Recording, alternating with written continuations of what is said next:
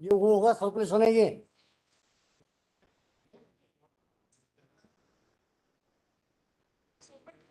हाँ हाँ, उसको उसको उसको थोड़ा, उसको थोड़ा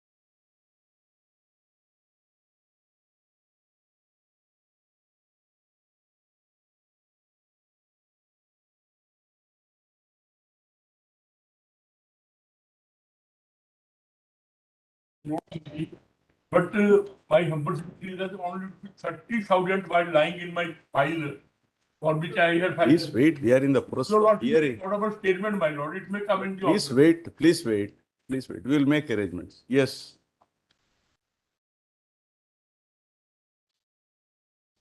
Yes. Mr. Chidambaram, please start. May it please your lordships. But I had congratulated.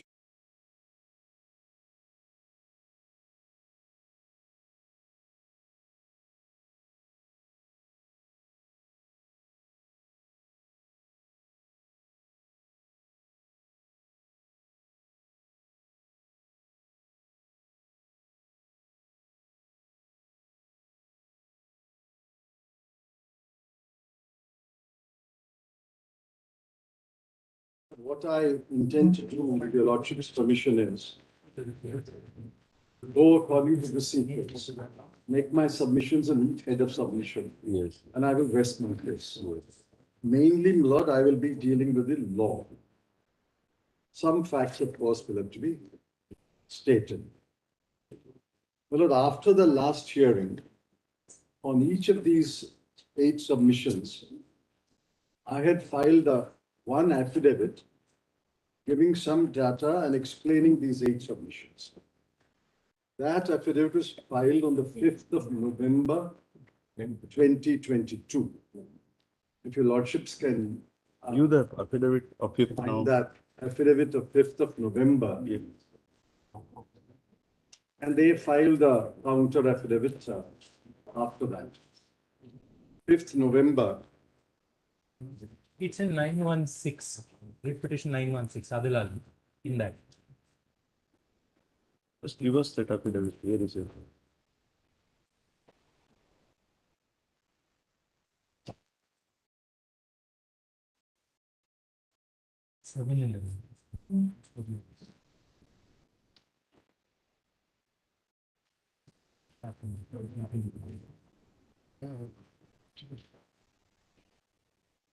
Well, it is a paper book in the name of Ms. Chaiswal in 916 of 2016. Filed 711, additional affidavit 711/20.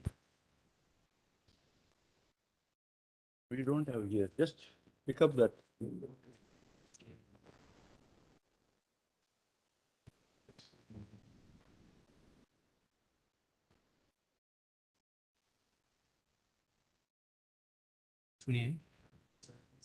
It's not there.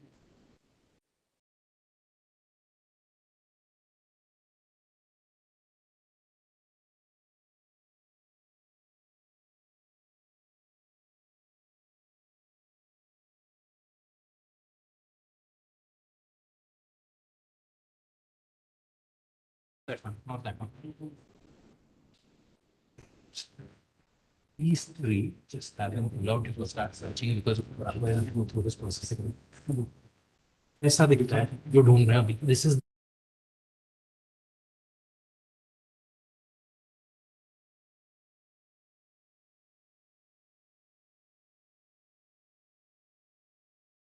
section. It's a thin volume of 25 pages. Yeah, that should. No, this is rejoinder. But you keep this out. We'll need this also. Is it pages number 1 to 170? No, my lord, it's No, 25 it's a pages. short affidavit 1 to of 20. 25 pages. I think we got it first. Yes, yes.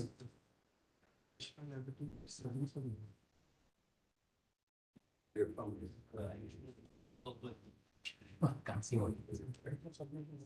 Yeah, this is heads of. We've handed this over, so you don't need. So you just handed over copies of this.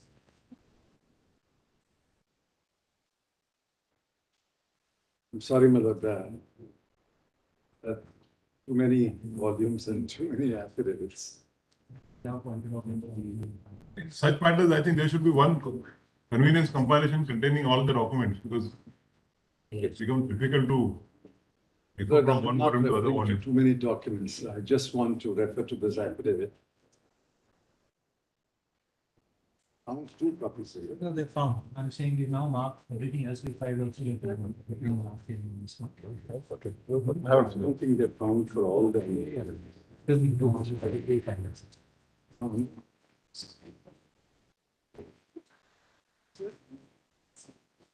I have two extra copies while I'm reading. Yeah, I have two extra. We have two extra copies, my lord.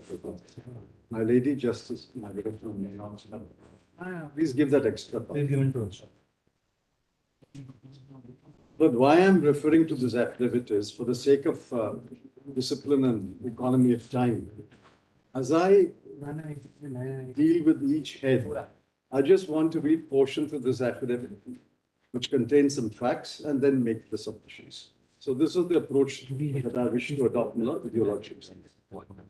Now kindly, my lord, have the Reserve Bank of India Act.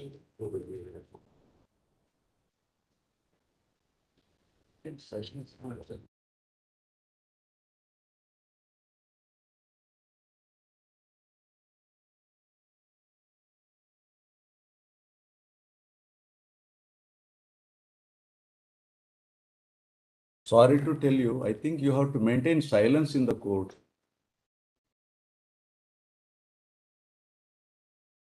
Yes, Conversations could be outside the court. yes. Solicitor, you can request the person behind Yes. you. Lord, will ensure that Silence. there is no, will ensure, my lord, that there is no Not- murmuring internally. Not discussions. Yes, your lordship said it. This is not the place. Sometimes prompting is okay, but Yes, So the Reserve Bank of India Act, kindly just see the preamble. There's one line in the preamble. Whereas it is. sorry, 1 second. Mr. Speaker. RBI Act, Yes, which section, which section? preamble, remember. preamble. This is a 1934 Act. Yes, we have. Whereas it is expedient to constitute a Reserve Bank of India to regulate the issue of bank notes and the keeping of reserves with a view to secure monetary stability, and generally to operate the currency and credit system of the country. The right to regulate the issue of bank notes is entirely with the Reserve Bank of India, and generally to operate the currency and credit system of the country to its advantage.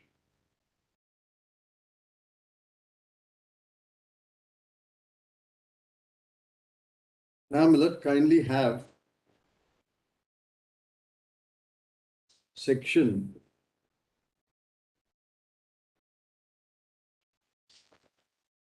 3, establishment and incorporation of Reserve Bank. I'm not reading the sections. And kindly come to section 8, which is important.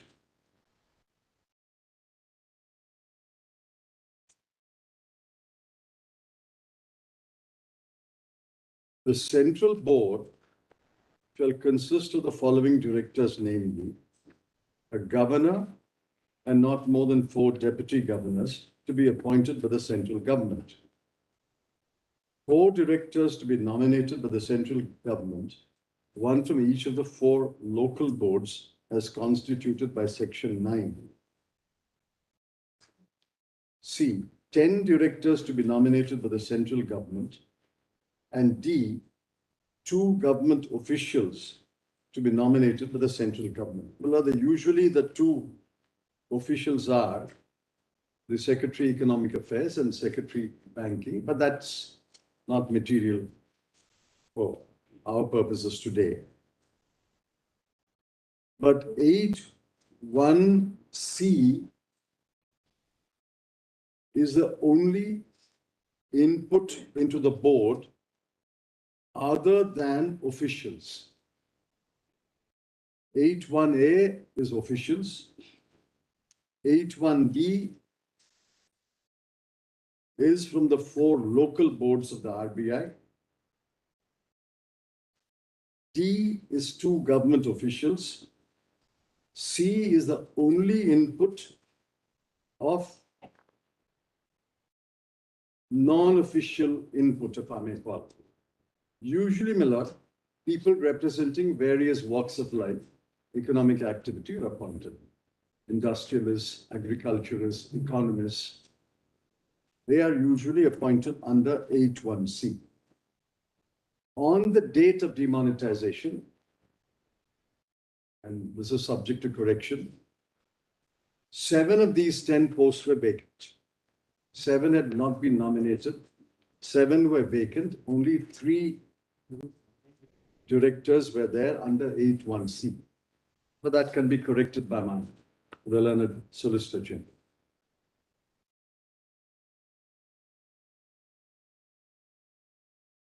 Now, Miller, then kindly come to 13. Meetings of the Central Board. Meetings of the Central Board shall be convened, Miller, shall be convened by the Governor at least 6 times in each year and at least once in each quarter. The rest is not relevant. Then kindly come to section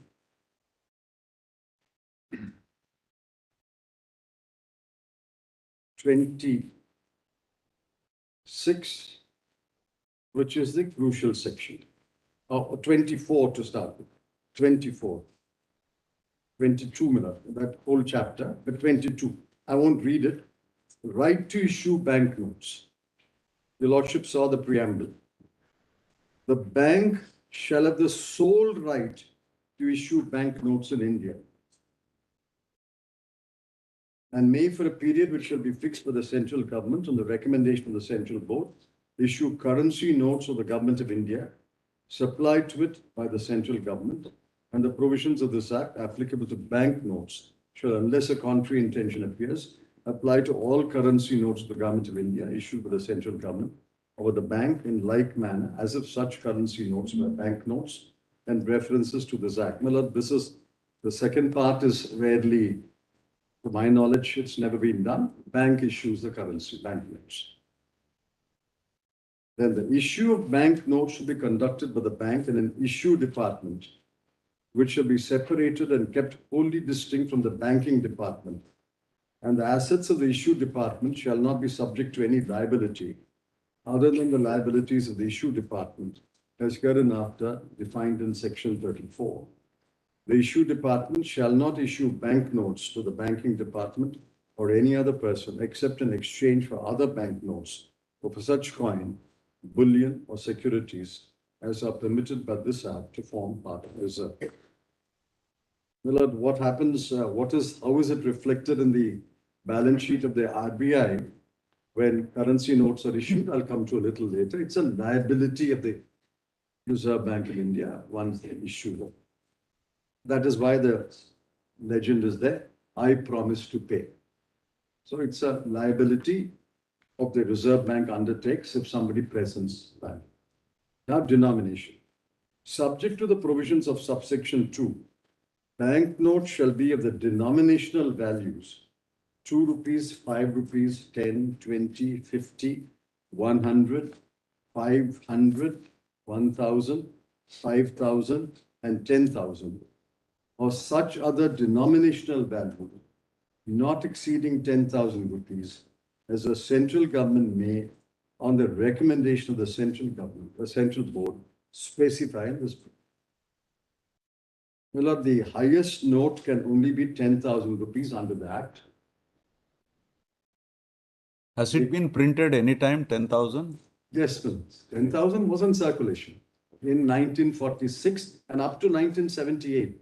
That's why the demonetization of 46 demonetized the 10,000 rupee note. 5,000 was also available. But hardly in the hands That of earlier judgment is with regard to 10,000. 10,000 and 5,000. The highest denomination is 10,000. Then, the central government may, on the recommendation of the central board, direct the non-issue or the discontinuance of issue of banknotes of such denominational values as it may specify in this regard. For example, Millard, 1,000 rupee notes have been discontinued after demonetization. The point I'm making in section 24 22 to 24 is, the bank shall have the sole right to issue bank notes, and any power conferred on the government is only on the recommendation of the central board. So 26 is not not to be read in the out of context. 22, 23, 24, 26 are all part of a scheme where the sole right is with the Reserve Bank, and any power conferred on the central government can be exercised to specify this or that only on the recommendation of the central board. Well, the point I'm submitting is obvious, that the central government cannot on its own initiate any proposal relating to currency notes. It can only be on the central board's recommendation.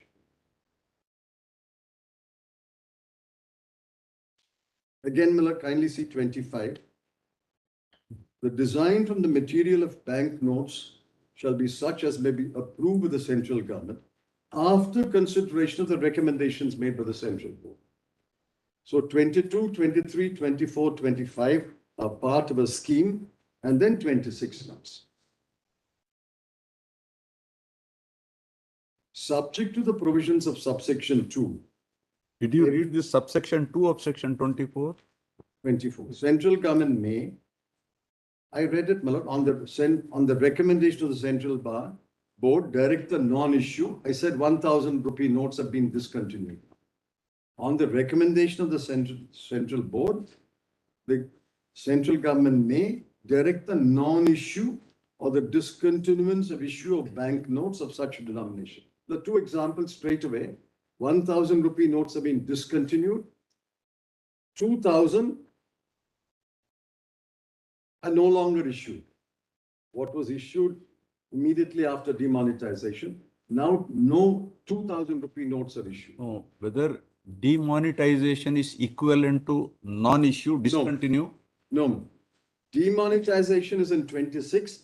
Declare that note no longer legal tender. The non-issue of a note means that the issued notes will still be legal tender. Yes, this is what I. Discontinuance means issued notes will still be legal tender. Yes. You will not print and issue more notes In future, of that denomination. that is for future. Future. My lady's right. Future. But again, Miller, 25 can only be on the recommendation of the central board. Now, please see 22, 23, 24, 25. In that context, please look at 26. Subject to the provisions of subsection 2, every bank note shall be legal tender at any place in India in payment or on account for the amount expressed therein, and shall be guaranteed by the central government. 2. On recommendation of the central board, the central government may, by notification in the Gazette of India, declare that with effect from such date as may be specified in the notification, any series of bank notes of any denomination shall cease to be legal tender, save at such office or agency of the bank, and to such extent as may be specified in the notification. Then 26A, which was introduced in 1956, notwithstanding anything contained in section 26, no bank note of the denominational value of 500 rupees, 1,000 rupees, or 10,000 rupees issued before the 13th day of January 1946 shall be legal tender in payment on an account for the amount expressed therein. Well, that is following the 1946 denomination. What?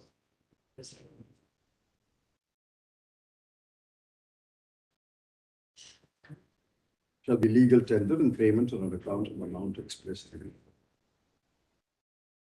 Then reissue of notes recovery of notes lost, stolen, mutilated, or imperfect, issue of special banknotes. We're not concerned with all that.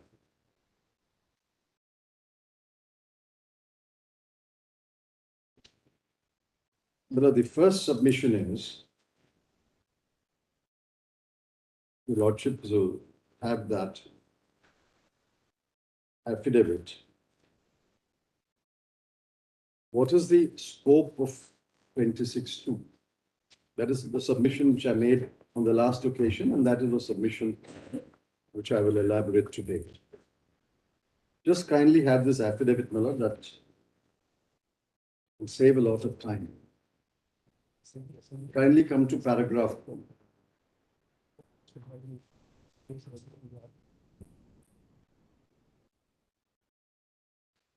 Yes. Kindly come to paragraph 4. Petitioner craves leave to state briefly the purpose of currency and the concept of currency in circulation. According to all economists, currency has three purposes: store of value, unit of account, medium of exchange. Each one of the three purposes is necessarily intimately connected with the daily life of every citizen. In particular, since currency is a store of value and a medium of exchange, it is widely preferred to any other system. The currency system is convenient, easy to access, not dependent upon any technology, and gives the holder a large degree of autonomy and confidence that no other system can give.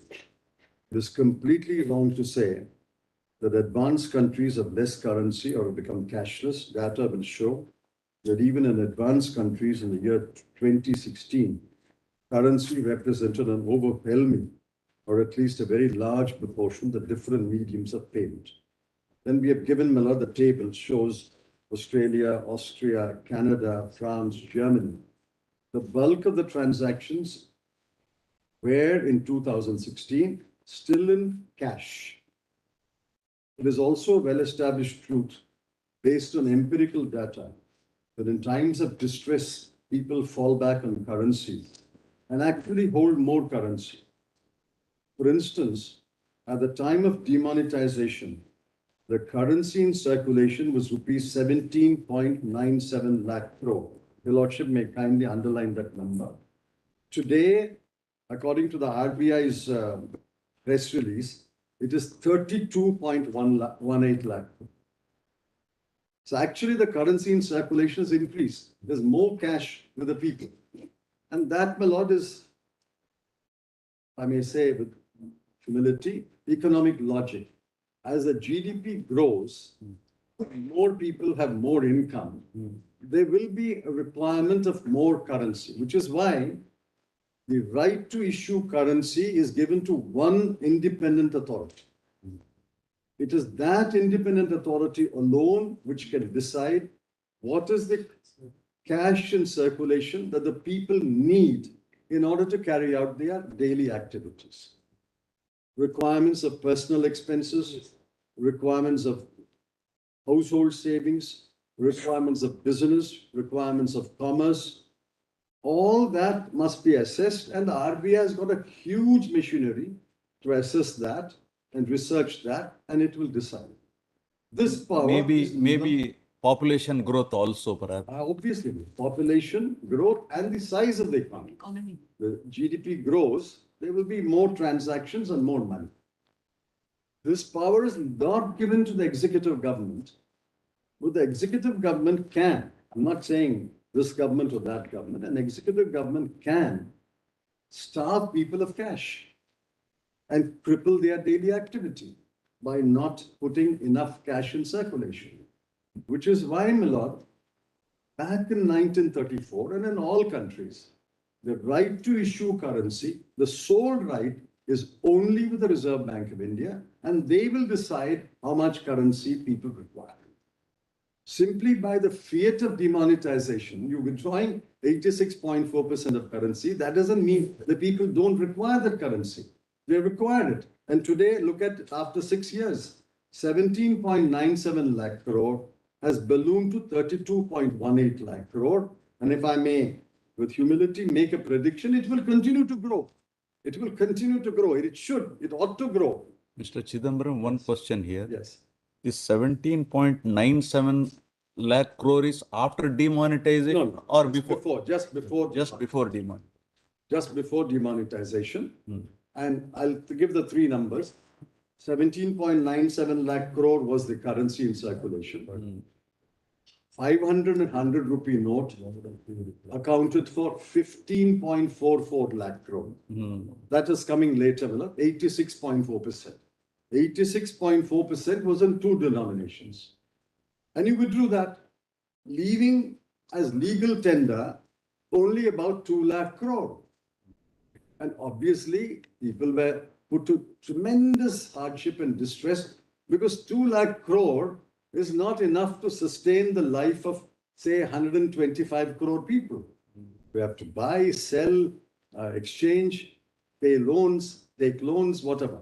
Anyway, that is a separate question. The point is, the currency in circulation, the value, the amount of currency in circulation must be determined only by the Reserve Bank of India. That is why anything to do with currency must emanate from the Reserve Bank of India. Yes, there is a power to demonetize, but that power must be exercised only when the Reserve Bank of India makes that recommendation. The Lordship may keep that submission back in the mind because that is the foundation of my submissions. Now, madam, then see, to the best of, hence, despite demonetization, currency in circulation has actually increased, reflecting the people's faith in currency and the assurance and confidence it is gained by holding currency. To the best of the petitioner's knowledge and belief, demonetization is resorted to in rare and exceptional circumstances.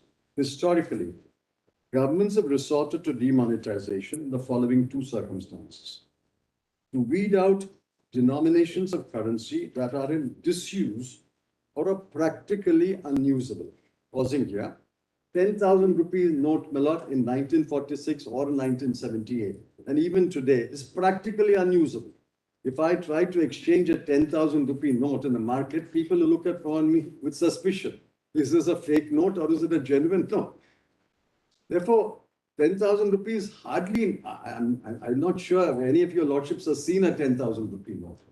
In fact, my lord, I remember when I started, 1968, even a 1,000 rupee note was a rare possession of very rich people or people in the trade.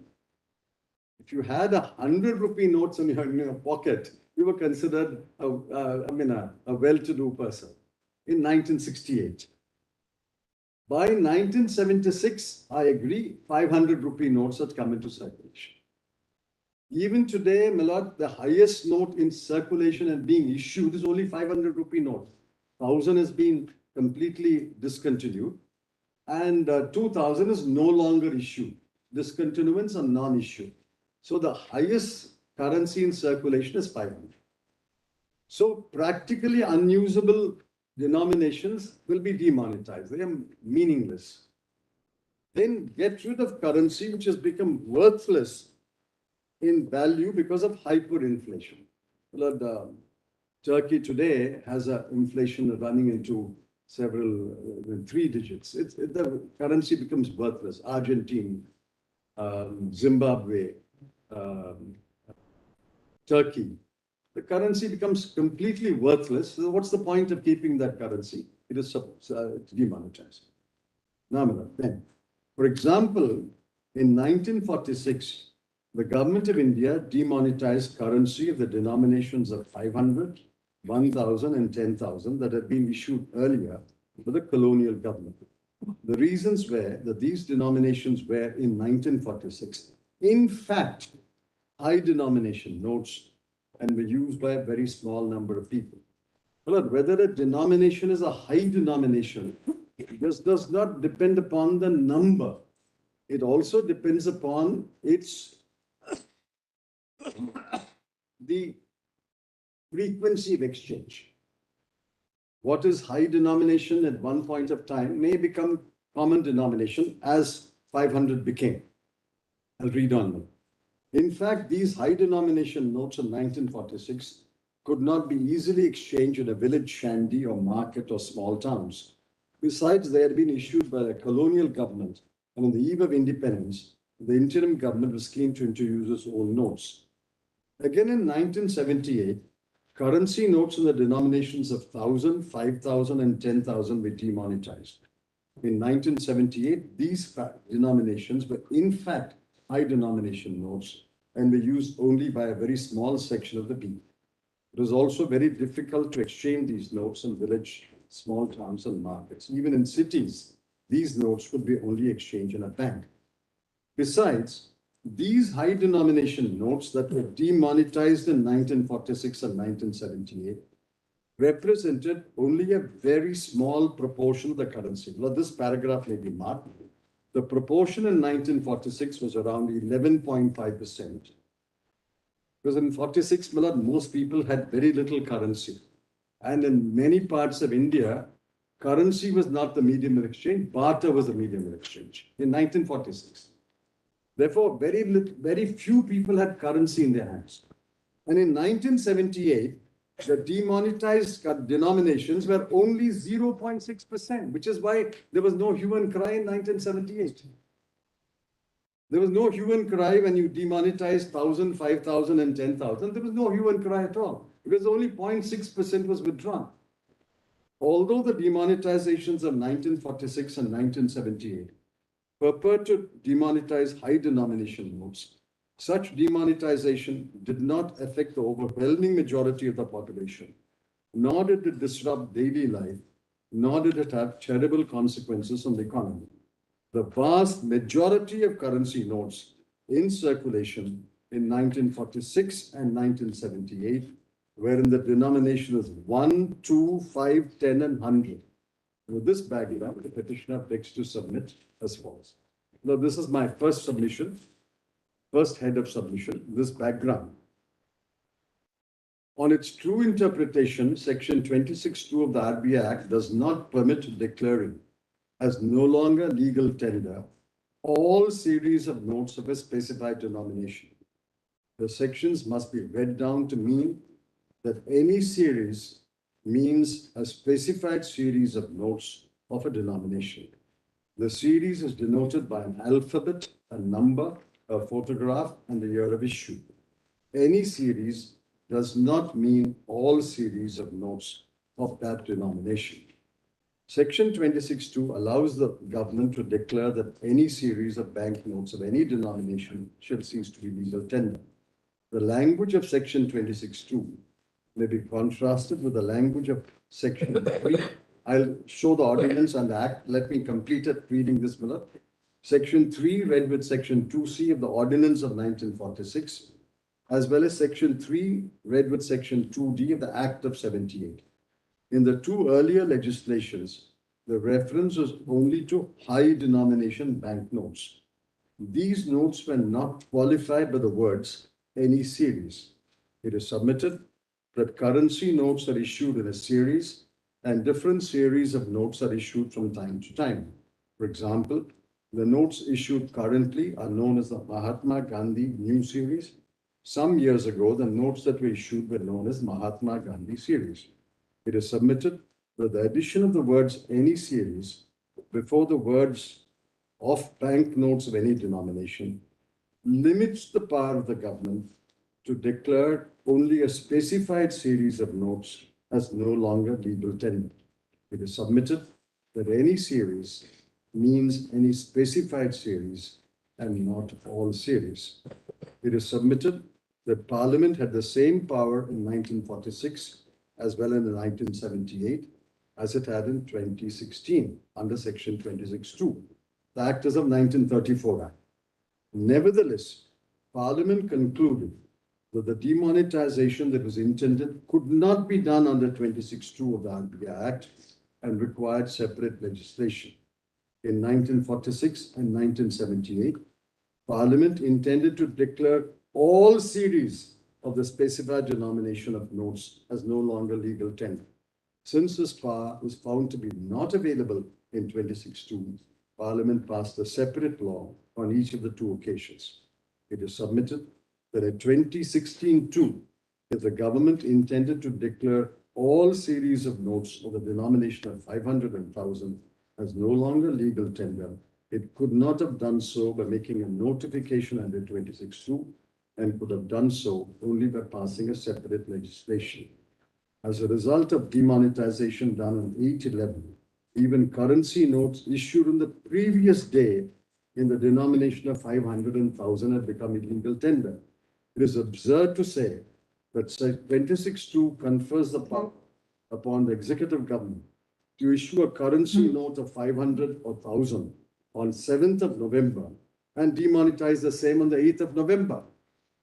It is submitted that such a power cannot be located in 26(2) and it is intended to demonetize all series of notes whenever issued of a particular denomination as no longer legal tender. That could be done only by Parliament debating the matter and passing a separate legislation. So this is the main submission. Now, please see, my lord, the contrast the language of 26(2) of the contrast the language of 26(2) with the language in the ordinance and in the 1978 Act. Well, the ordinance was available to your lordships last time. I don't know. So, filed in someone. Union is filed. Union is filed it. 2006 ordinance. So,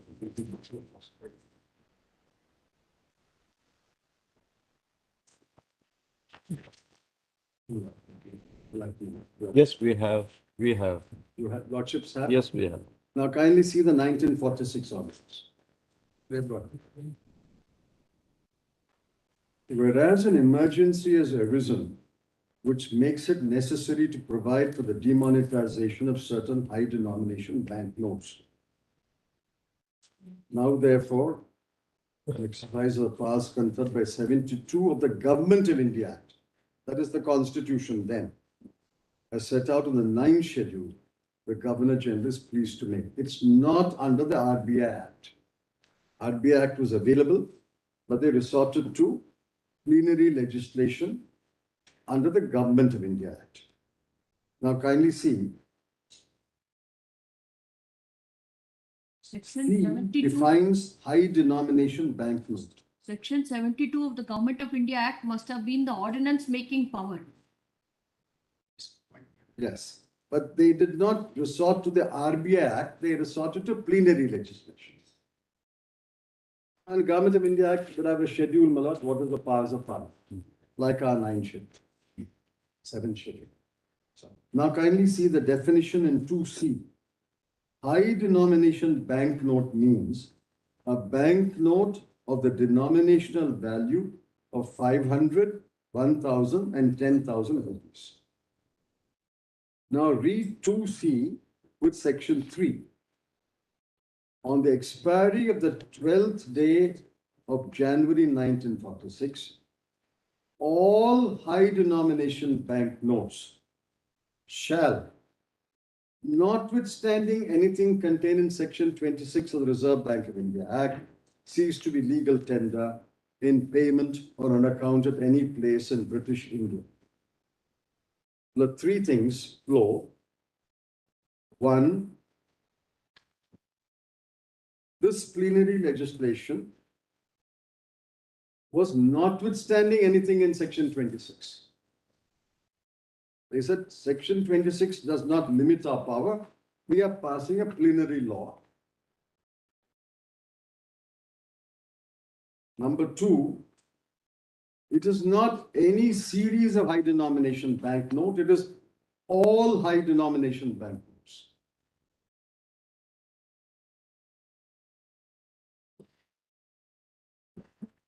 And number three, my lord, this was done by separate legislation. That may not make much difference because high denominate notes are defined. High denominate notes means Yes, of the value of 500 or 1,000. 1,000. precisely my point. That's right. The 500 and 1,000 Yes. would have been issued in several series. Yes. There may have been a 1935 series, a 1940 series.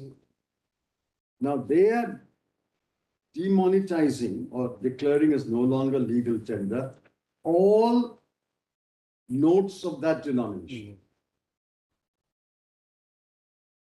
Whether Section 26 conferred that power is the question.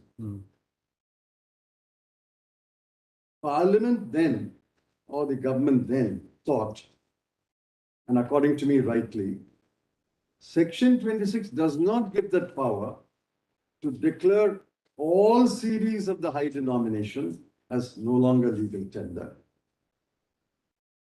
Therefore, in order to declare all series as no longer legal tender, you had to pass plenary legislation. The contrast will become obvious, my lord, when Lordship sees the present notification. The point I'm making is the words any series of high denominational banknote is not in this, the words any series is not in this ordinance. It's all high denomination notes of that particular denomination. I hope I'm making. Yes, sense. yes. I will show that, I'll show you. I'll show what a series is, my lord. My lord, contrast. Your submission is that powers under section 26(2) is restricted only for a particular series. That is my submission. And and the notes of all series of a particular denomination cannot be Yes. demonetized under section 26(2). That is my submission. That is my submission. Let's take one denomination, my lord, for the sake of easy, 500 rupee note. Now, 500 rupee note would have been issued in several series. 26(2) says any series of banknotes of any denomination. Why did it add the word any series in 26(2)? Whereas when the law is made here, the word any series is not there. Any series is not there. And then section 3, all high denomination notes of 500 are demonetized. Look, there must be a meaning to why any series is in 26(2), and therefore Parliament or the government then in 1946 concluded, if I want to demonetize all the series of 500, series 1, series 2, series 3, I cannot resort to 26(2). I have to make a special legislation. They made this legislation, and it specifically says all high denomination banknotes shall cease to be legal tender. What you are suggesting is any series does not mean all series. That is my suggestion. Specified series.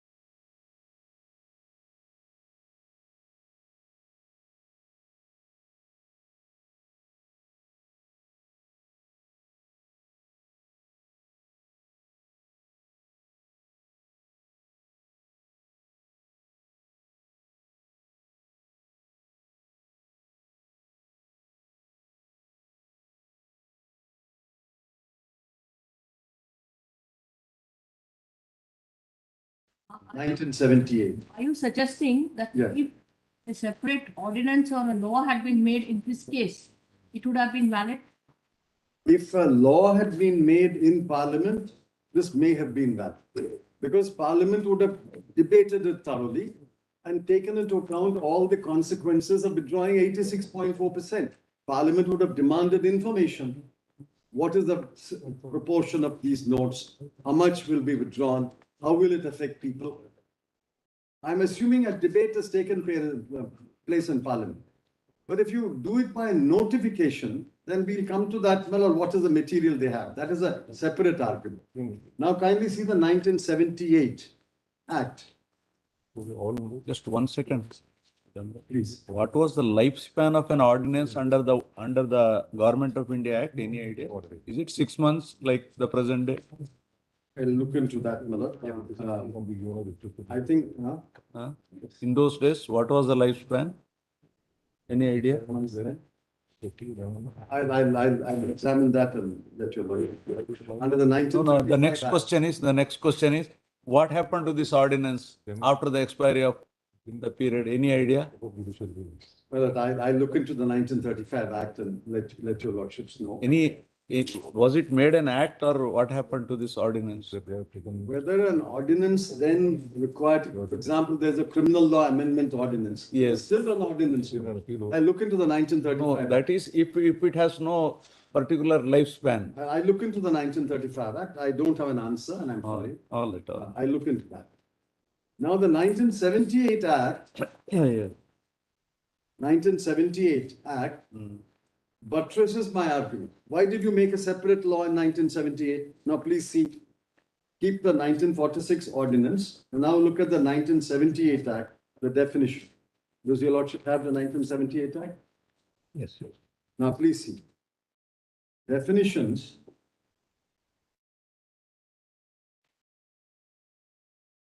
Mr. Chidambara, one more, sorry, I'm asking you too many questions. Now, what is the legal position? Let us assume the act governs a particular situation. 26(2), for example, here. Can you exercise plenary power for that very purpose again under, what is the law on the point?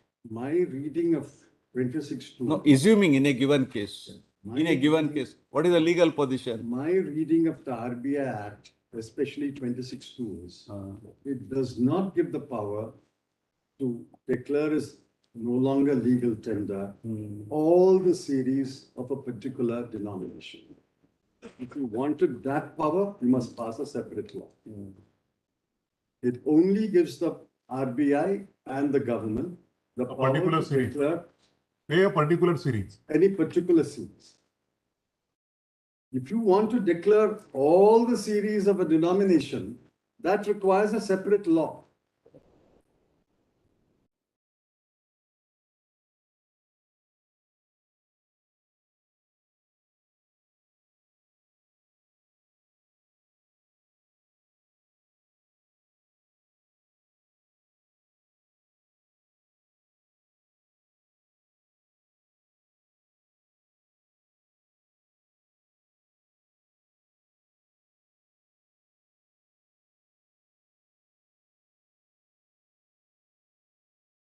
The 1978 Act, I asked myself, why in the face of 26(2), forget the 1946 pre-independence ordinance of the then government.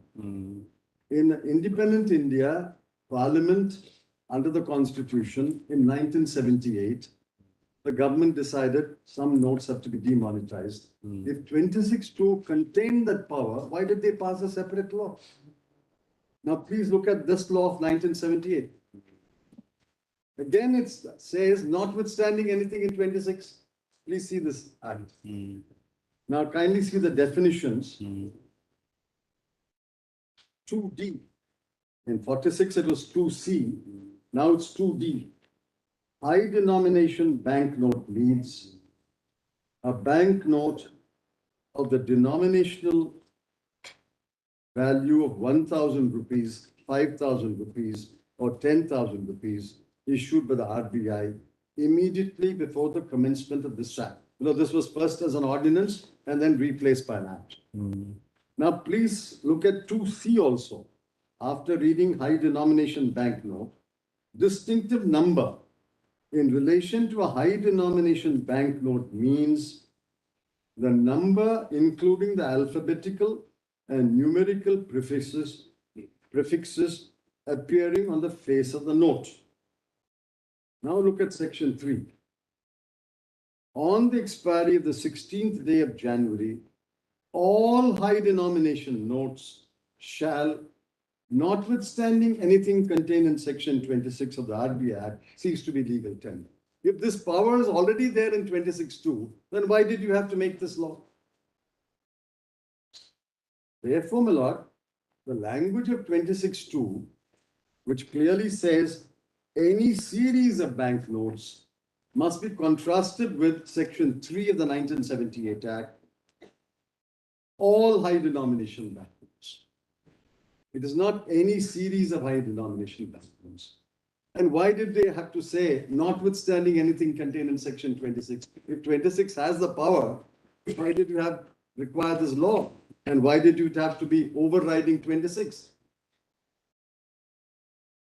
Therefore, my lord, the submission is 26(2) gave a limited power.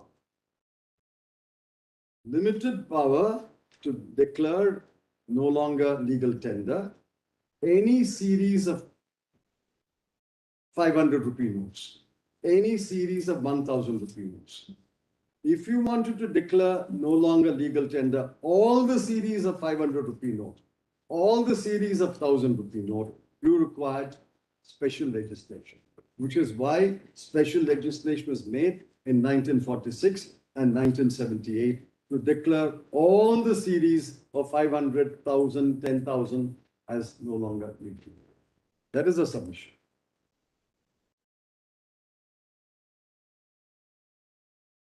Yes.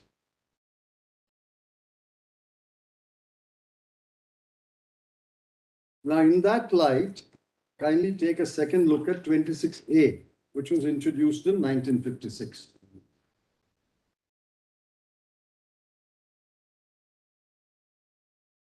Notwithstanding anything contained in section 26, no banknote of the denominational value of 500 rupees, 1000 rupees, or 10,000 rupees issued before the 13th day of January 1946 shall be legal tender in payment on account of amount expressed therein. This, my lord, follows the 46 ordinance. 46 ordinance was made on the 12th of January 1946. 12th of January, all the series of 500,000, 5,000 they declared legal tender. And 26A was made way back in 1956. There was some doubt. They said, notwithstanding anything contained in section 26, no banknote of the denominational value of so-and-so issued before the 13th day of January shall be legal tender. It's like putting a double lock on the door. The ordinance of 46 was one lock and 26A was another lock. Because 26 did not have that power. If 26 had that power, then all this is unnecessary. The submission, first submission is, and I conclude on that, any series must mean something. This is not surplusage. This is not surplus words. Any series of banknotes must be read as any specified series of banknotes of any denomination. Well, look at the absurdity of the example that I put in the affidavit. Later on, it will come. 300 crore distinct notes can be printed by all the printing presses of India. 300 crore distinct pieces, 5 rupee, 10 rupee, whatever. That is the capacity of all our printing presses. And we print practically round the clock, around the year. Now, you print and issue, notes are printed and issued depending upon the demand for notes. Soil notes come back, well, after a particular number of years, soil notes are not reissued by banks. They are impounded and destroyed. And then new notes are reissued. Now, you print and issue a series on the 7th of November. Can you demonetize it on the 8th of November? Well, that's so absurd and unreasonable to say any series means all series. I issued one last month. I printed notes of a new series, let's say Mahatma Gandhi new series. I printed it last month, 500 and 1,000. And today I will demonetize it. I mean, that is arbitrary exercise of power. That is why any series means RBI must apply its mind. Which series must be demonetized? When was it issued? Was it issued many years earlier? What is the total value of currency in that series in circulation? All that is available to the RBI. Can we declare it no longer legal tender? So you have to apply your mind to which series you want to be demonetized and then make a recommendation of the Government of India. And the Government of India may or may not accept a recommendation. If it accepts a recommendation, it may say, all right, go ahead and demonetize it. It can't be, my lord, that notes are issued 1 week earlier and demonetized on the 8th of November. My lord, that power, whatever happened in 2016 has happened. But that power, your lordship should deny to the government if the government asserts it has that power. Your lordships must say for the future, you cannot do that. It will throw the country into complete chaos. Any government can come and say, I am demonetizing news. It issued last month. Suppose a new series is issued now. Mahatma Gandhi, second new series. Then I demonetize it the next day. Please don't give that power to any executive government. Therefore, please read any series to mean any specified series of banknotes where the RBI board must apply its mind which series, how many notes are in circulation, what is the value of the notes in circulation, when were they issued, should I demonetize them, what is the impact of that demonetization, then make a comprehensive recommendation which the government will consider, look at the social and economic implications of that, and then decide. That was not done in this case. They simply said 500 and 1,000 will go. That is the first submission. Then you will have to tell us what is the object of demonetization in an economy. Well, I said that in the affidavit. According to me, my submission is there are only two Only circumstances. those objects. Only two circumstances, and I'll show my lord from the Reserve Bank, history of Reserve Bank, what was the comment of the then governor in 46 and 70. I will show it in a moment. Demonetization is resorted to in a Exceptional Yes. In an exceptional circumstance. Two circumstances. two circumstances. One, my lord, the note is practically unusable. Suppose we had a 50,000 rupee note. What is the use of such a note? Therefore, that can be rendered no longer legal tender. The other is when hyperinflation has reduced the value of the note to practically nothing. It's a scrap of paper. Well, at one point of time, Zimbabwe, 1 million, whatever currency there, could not even buy a cup of tea. What's the use of a 1 million? I'm a millionaire, you can say, but you're practically useless. Therefore, my lord, you have to carry bags of currency to buy food. Your lordships must have seen the picture. Zimbabwe was the worst example, but similar things have happened in Argentina, and now it's happening in Turkey. You have to carry boxes of currency before to do a transact your business. They are useless. So you demonetize them and substitute it by new currency. Therefore, my lord, my first submission is that. What is it?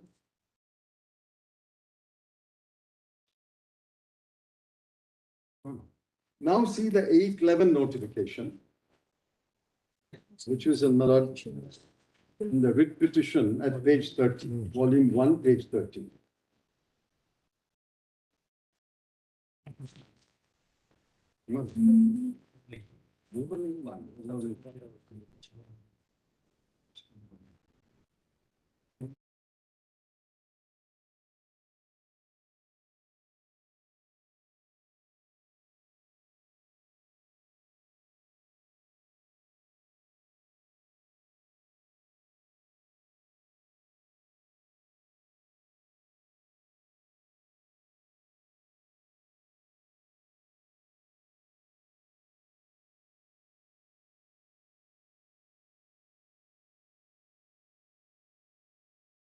Doesn't matter.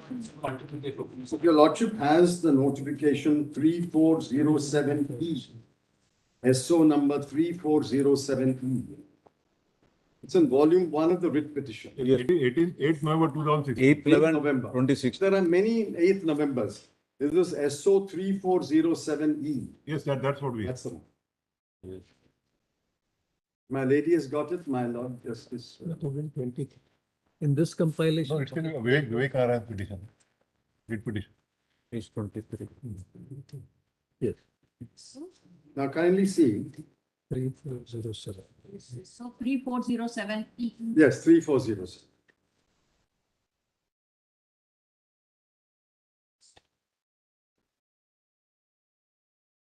Now kindly see, my lord, I'm skipping the preamble for the time being.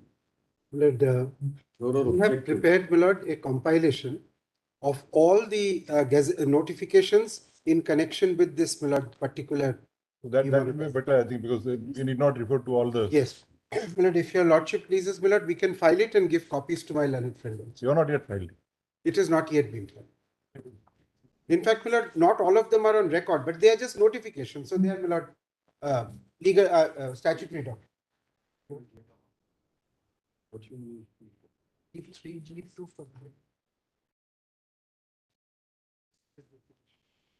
In this comparison, it is at what page, Mr. Gupta? Mr. Gupta?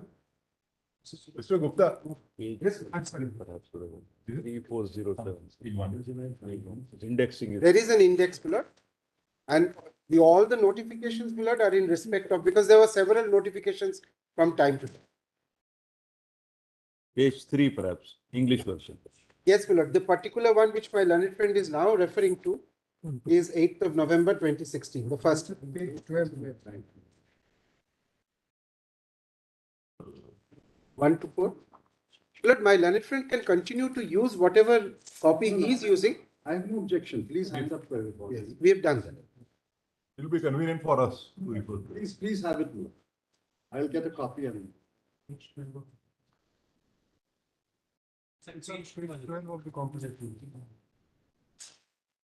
Yes, we have.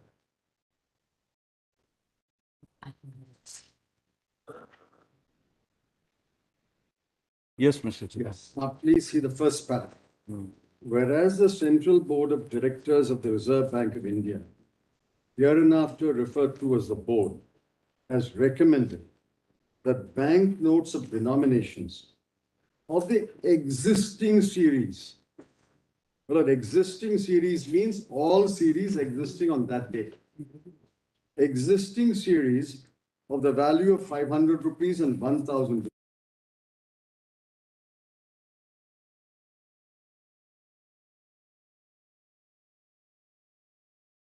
3 paragraphs below. Now, therefore, an exercise of the powers conferred by subsection 2 of section 26, the central government hereby declares that the specified bank notes shall cease to be legal tender with effect from the 9th of November. So, existing series of the value of 500 rupees, hereinafter referred to as the specified bank notes. And all of that is declared no longer legal tender, which means all the series of notes of 500 and 1,000 are declared. The effect is the same as the 46 and 78 legislation intended, except that instead of making separate legislation, they resorted to section 26. Question is, does 26 give you the power? According to me, 26 does not give you that power.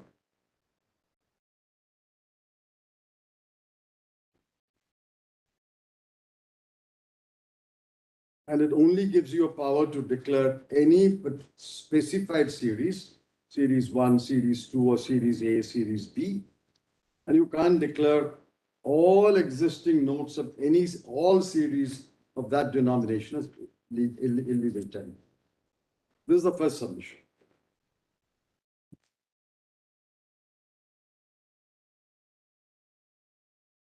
Well, the second submission is, Your Lordship will kindly have that affidavit which I was reading. I had read paragraph 10 on the first proposition. I'm on the second proposition. Page 7, that affidavit of mine.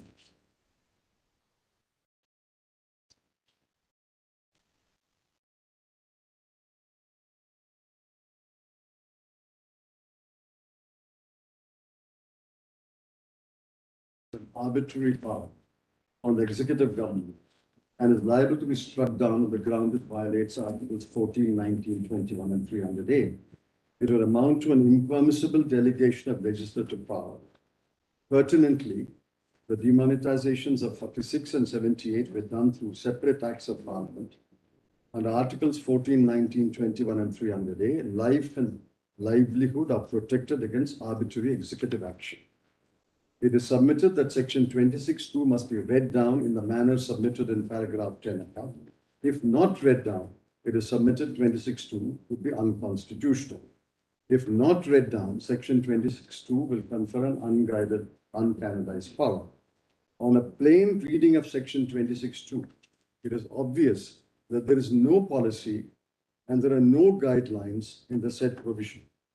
What matters shall be taken into account and what matters shall not be taken into account are not specified in 26(2). If a drastic power of demonetizing currency notes of all series in certain denominations was intended to be conferred upon the executive government, Parliament should have laid down what are the relevant matters that should be taken into account and what are the matters that should be eschewed by the executive government. In the absence of any policy or guidelines, it is submitted that section 26(2), if not read down in the manner suggested above, would be unconstitutional. Now kindly look at 26(2), Miller. Any number of times we read it, there is no guideline at all. It simply confers a power. Now please see, Miller. On the recommendation of the central board, central government may declare any series shall cease to be a legal tender. What is the guideline for that? What is the guideline Parliament is giving?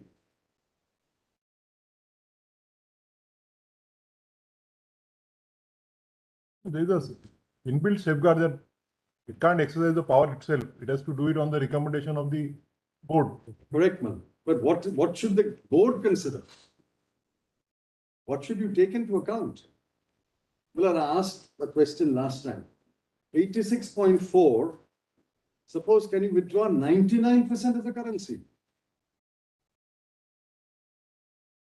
And stretching it further, can you withdraw 99.9% of the currency? Suppose they had done 100 rupee notes also, it would have virtually been 99% of the currency. Well, that kind of power is available to an executive government without parliamentary oversight and supervision. And even if Parliament does that, we will challenge that law as an unreasonable and arbitrary law. But be that as it may, that is not the case here. Parliament did not do it. Parliament was kept in the dark Mr. until the Chidambaram, notification. Yes. are you giving up your first argument now? No, no. Because you are, saying no, please without listen. prejudice. Please listen to us. You are, see, if we say any to all, maybe you can't withdraw all currencies. Yes. Now, if we interpret any to anything of their choice, then of course there is a there needs to be, it requires some guidance. That's why I'm saying, Malak, if you don't read it down, it will be unconstitutional. If you read it down, then any particular series, your lordships will examine what were the considerations, why you withdrew series A and left series B. We can have I will repeatedly say, if you don't read it down in the manner specific in my paragraph 10 of my affidavit, then my second ground is this is unconstitutional. If you read it down, the question doesn't arise me. If your lordships read it down in the manner that I have submitted, suggested, then 26(2) may be valid. But then in that it's, case, for withdrawing any particular series, yes. it can be permitted to be done arbitrarily. No, I'll tell you, Lordship, why. Now, if you've got 5 series of notes issued in 70, 80, 90, and 2000, then RBI will recommend 70 series may be withdrawn. Then there will be some material to show why the 70 series was chosen and not the 80 series and the 90 series. Some reasons will be recorded. And therefore, those reasons can be examined to say they are completely extraneous reasons. That will show that the power has been exercised after taking into account relevant matters and eschewing irrelevant matters. If you allow such a wholesale power, then nothing need be taken into account, nothing need be eschewed. That power is an absolute power to declare all series of notes of 500 and 1,000 is no longer legal tender. You don't have to take into account anything and eschew anything into account. Eschew anything. You can exercise the power arbitrarily. But to among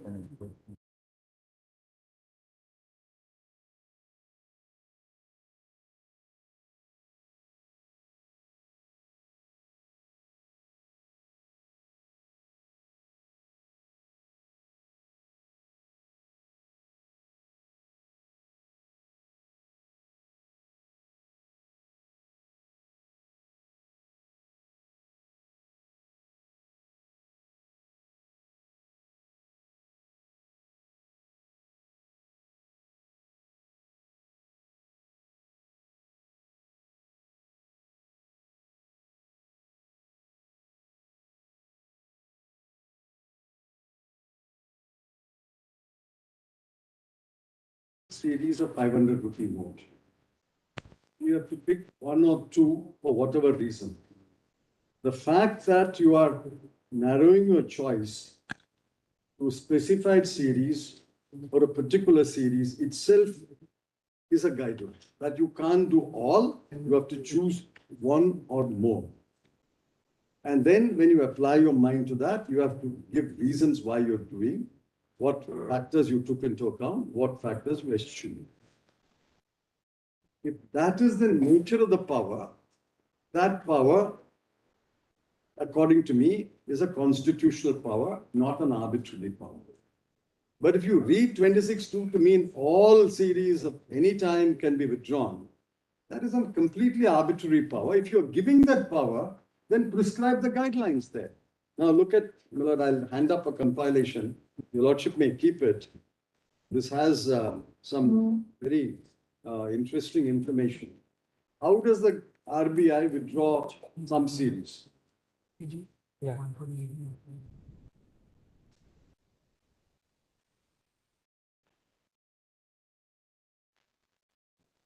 Just look at this compilation. This is in 2014. They are withdrawing notes issued prior to 2005, 9 years later. As you are aware, RBI has been following a policy of phasing out certain series of banknotes from time to time. It has now been decided that all old series of banknotes issued prior to 2005 will be completely withdrawn from circulation. Accordingly, the following plan of action has been formulated. All older series of banknotes, will kindly see who's the word, old and older series. Older series of banknotes issued prior to 2005 would be acceptable for all kinds of monetary transactions only till March 31. They're giving 2 months. Thereafter, the public will be required to approach bank branches which would provide them exchange facilities on an ongoing basis. These notes will continue to be legal tender. From July 1, to exchange more than 10 pieces of 500 and 1,000 notes, bank branches should obtain from non-customers proof of their identity. A public notification informing public of the exercise and soliciting their cooperation and enabling them to identify the older series is issued separately. Please issue suitable instructions to your branches to provide exchange facilities to members of public and to stop reissue of the older series of banknotes issued prior to 2005. Notes of such series tendered over the counters may be sorted immediately and deposited in the currency chest under the linkage scheme forwarded to the nearest issue. Please advise. This is application of mind exercising your limited power. Mr. This is Chidambaram, not how even declared. could have it been traced to 26-2 because these are power exercised by the RBI. This is not under 26(2). I'm saying this is how normally the RBI withdraws old series when new series notes are done. Does not declare it to be illegal. Because there's no discontinuity. Not declared to be an illegal tender. This is what, if you want to declare that note as illegal tender, you have to go to the government. RBI itself can do that. Withdrawing old series can be done. This is how it's done. After 9 years, 10 years, old series of notes are withdrawn. If they wanted to do the other step of declaring it illegal tender, they have to go to the government. In 46 and 78, they wanted to do both. All series will be withdrawn and declared illegal tender. Therefore, they went to separate legislation. Now, the next one also similar. In 2016, this is only about 5 months before demonetization. Please refer to our circular dated so and so. As you all may be aware, from January 2014, the earlier notification, 2005 bank notes are being withdrawn from circulation, and through sustained efforts, a large percentage of these notes have since been withdrawn. A small percentage of these notes, however, still remains in circulation. On a review thereof, it has been decided that from July 1, the facility for the members of public to exchange the pre-2005 banknotes will be available only at the following offices of the RBI. Pre-2005 banknotes will continue to remain legal tender. You are advised to suitably guide. In phases, my lord, without causing any inconvenience, RBI withdraws old notes, gives sufficient time for public to exchange it, and then a large percentage is withdrawn. It restricts the exchange counters to a few cities in 2016, but says it will still be legal tender, the few notes that will remain. This is, my lord, according to me, a non-arbitrary, reasonable exercise of power. If you wanted to do the second step of declaring it no longer legal tender, the RBI would have to make a recommendation to the government of India. With neither, you don't withdraw the notes and declare it legal tender. You simply, by notification, declare all series of 500 and 1000. It's an arbitrary, uncanalized, unguided power, which no executive government should have. And 26(2) does not confer such a power. See, this withdrawal of old series is not demonetization. It is not, no. I said It continues, therefore, continues to be legal. not equate this with No, demonetization. I This is only for the purpose of showing application of mind withdrawal. well, there are two steps in Yes. demonetization. One is withdrawing the notes. Other is declaring it illegal tender immediately. Yes. Two steps. Normally, what the RBI does is the first step. It can do on its own, my Lord Justice, as you mentioned. You can do it on your own. You don't have to go to 26(2). If you want to do the second step, you have to go to the government and say the remaining notes will be illegal, no longer legal tender. But that power must be exercised reasonably in a manner that it's not disproportionate burden on the people. In the past, in modern times, RBI has taken only the first step. It is never recommended it should become illegal tender. On the two occasions, you wanted to withdraw all the notes and declare it no longer legal tender, you thought fit to go to a separate legislation. This time, when you want to withdraw all the notes of 500 and declare it no longer legal tender, you make a notification. Where is the guideline for that? That is the point. Yes. So 26(2) does not confer that power. And I'm sure, my lord, the government will plead that 26(2) confers that power. I would request your lordships, my lord, the highest court of the country, not to read that power in 26(2), But that is an arbitrary, drastic power which no executive government should have. If it wants such a power in 26(2), then 26(2) itself must prescribe what shall be taken into account, what shall not be taken into account. These two examples I gave of 2014 is a reasonable, considered exercise of power without putting people to distress. If you wanted to take the next step, you must have separate legislation, like in 46 and 78. But in this notification itself, they have tried to justify it on the ground of fake currency.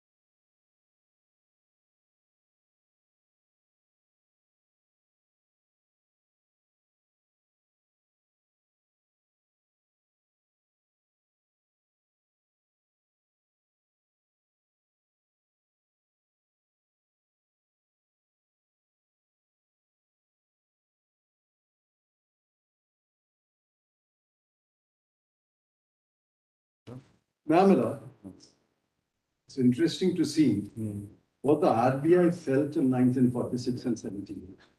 The small compilation which I gave to your lordship, please come to Reserve Bank of India.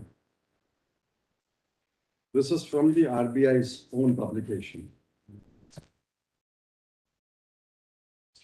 Page 5.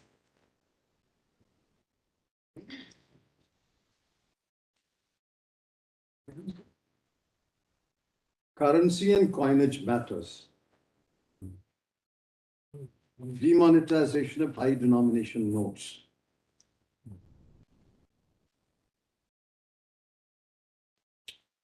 Kindly come to over the page. Monetary management and allied issues. It is not known when the government, this is history, Milord, but history throws light on what the RBI thinks. It is not known when the government authorities started thinking on the demonetization measure. But the final consultation with the governor and deputy governor, Trevor, took place towards the end of 1945, when Mr. N. Sundaresan, Joint Secretary, called for a discussion, for which he had earlier prepared a note, and the drafts of the ordinances to implement the scheme. That is a 46 ordinance. According to a note recorded by Mr. So-and-so, it would appear Reserve Bank authorities were not enthusiastic about the scheme. The governor stated that the finance member had given him the impression that the scheme would be launched only when there were signs of the onset of an inflationary spiral. The governor saw no special signs of such a situation. It appeared to him that the main object of the scheme was to get hold of the tax evader. The governor wondered if this would be called an emergency to justify the promulgation of an ordinance just before the newly elected Legislative Assembly met. Governor wanted government to be satisfied that there was no harassment to honest persons. As a currency authority, the bank could not endorse any measure likely to undermine the confidence in the country's currency. The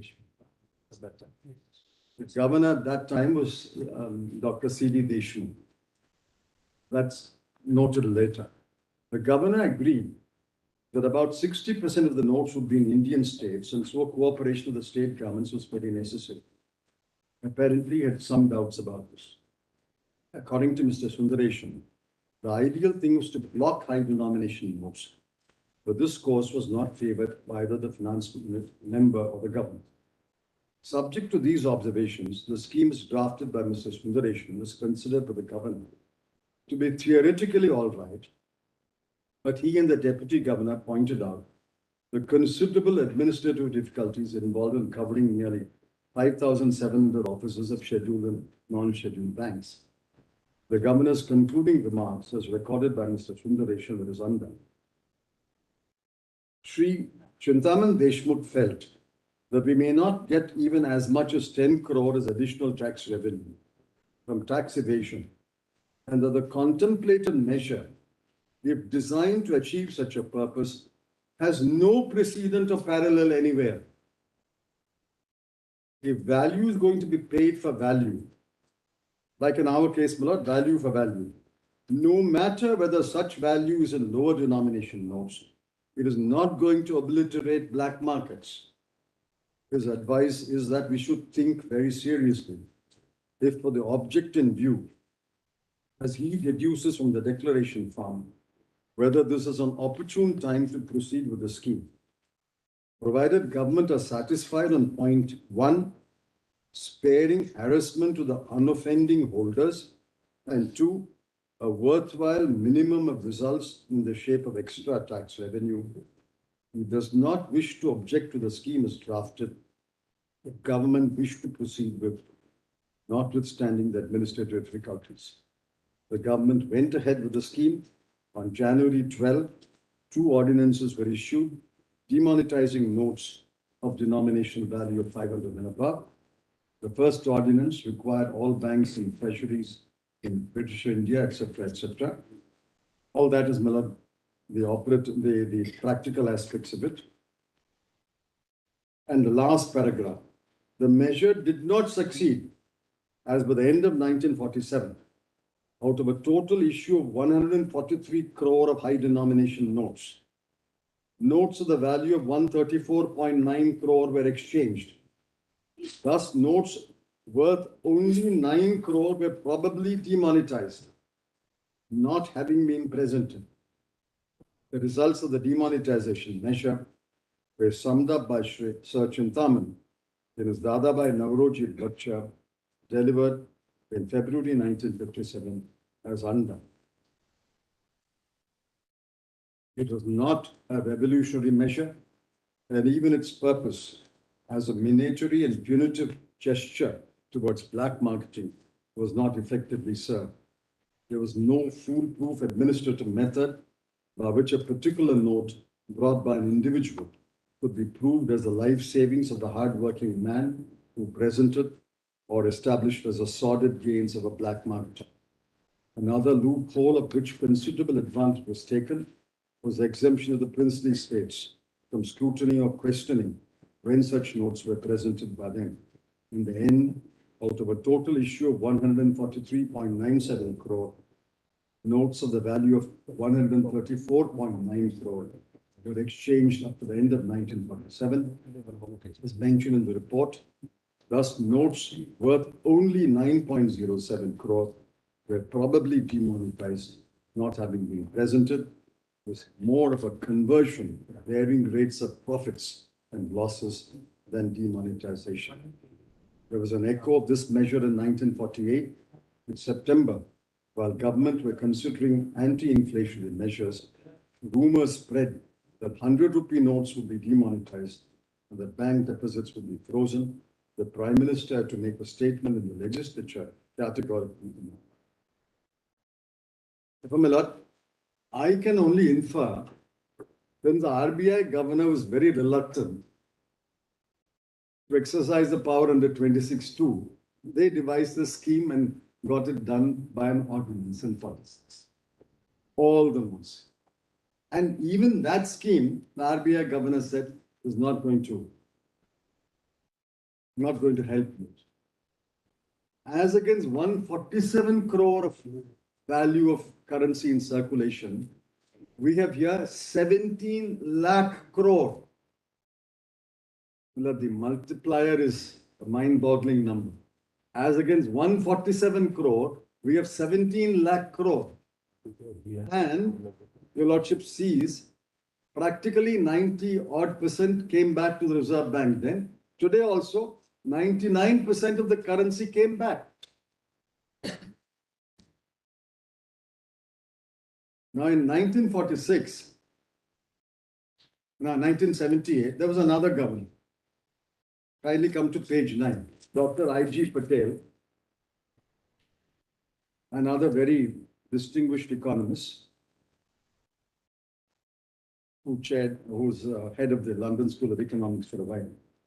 Now kindly come to page 10. This is from the RBI's website. I've downloaded it. Its book is published called The History of RBI. Page 10.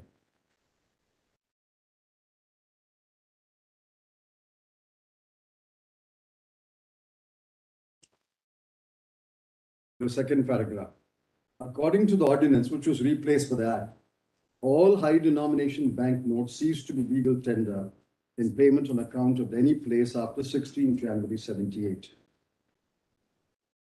The demonetization of 1978 was the second such exercise in India, the first one having been conducted in 1946. Governor I.G. Patel was not in favor of this exercise. According to him, some people in the coalition in the government saw demonetization as a measure specifically targeted against the allegedly corrupt predecessor governments or government leaders. Patel recalled in his book, Glimpses of Indian Economic Policy and Insider's View, that when Finance Minister H.M. Patel informed him about the decision to demonetize high denomination notes, he pointed out that such an exercise seldom produces striking results. Most people who accept illegal gratification or are otherwise the recipients of black money do not keep their ill-gotten earnings in the form of currency for long. The idea that black money or wealth is held in the form of notes tucked away in suitcases or pillowcases is naive. And in any case, even those who are caught napping or waiting will have the chance to convert the notes through paid agents, as some provision is to be made to convert at par notes tendered in small amounts for which explanations cannot be reasonably sought. But the gesture to be made can produce much work and little gain. Demonetization was a sensitive issue and secrecy was imperative, not only for anecdote, for historical. I'll read this paragraph. R. Janakiraman, a senior official in the Chief Accountant's Office in the Reserve Bank, was asked by some officers of the Government of India over the telephone on 14 January to go over to Delhi immediately on some urgent work. When he inquired the purpose of the visit so that he could go prepared, the official stated that matters relating to exchange control would need to be discussed and that he should leave for Delhi on his own. Janakiraman, however, took along with him M. Subramanian, a senior official of the Exchange Control Department. On reaching Delhi, it was revealed government had decided to demonetize high denomination notes and was required to draft the necessary ordinance within 24 hours. During this period, no communication was allowed with the bank's central office in Bombay, since such contacts could give rise to speculation. Janakiraman and Subramaniam made a request for the 1946 ordinance on demonetization to get an idea of how it was drafted, and the request was acceded by the Finance Ministry. The draft ordinance was completed in schedule. It was then finalized and sent for the signature of the President of India in the early hours of 16 January. The news was to be announced on All India Radio's news bulletin at 9 a.m. the same day. It was given as a flash. This is how that the ordinance was passed. One official saying you can't communicate with anyone, draft an ordinance, promulgate it, and then the law is passed. At least the law is passed. There's a debate in Parliament. Here, my lord, substitute 14 January and 16 January by 7th November letter, 8th November demonetized. I'll come to that now. They are still holding back 4 documents, which I implore your lordships to call for and do. The 7th November letter from government to the RBI. The agenda note placed before the RBI board. The minutes of the RBI board and the recommendation for the actual cabinet decision on 8th November. It was all done in a matter of, my calculation shows, about 26 hours. The letter reached the RBI on 17th at about afternoon, post-afternoon, 7th post-afternoon. The RBI board was called, presumably by telephone, to meet in Delhi on 8th November. They meet at 5:30. By 6:30 or 7, the recommendation is taken by hand to the cabinet. The cabinet is meeting, waiting, and I've said so, waiting, and then the Honorable Prime Minister goes on television and announces. But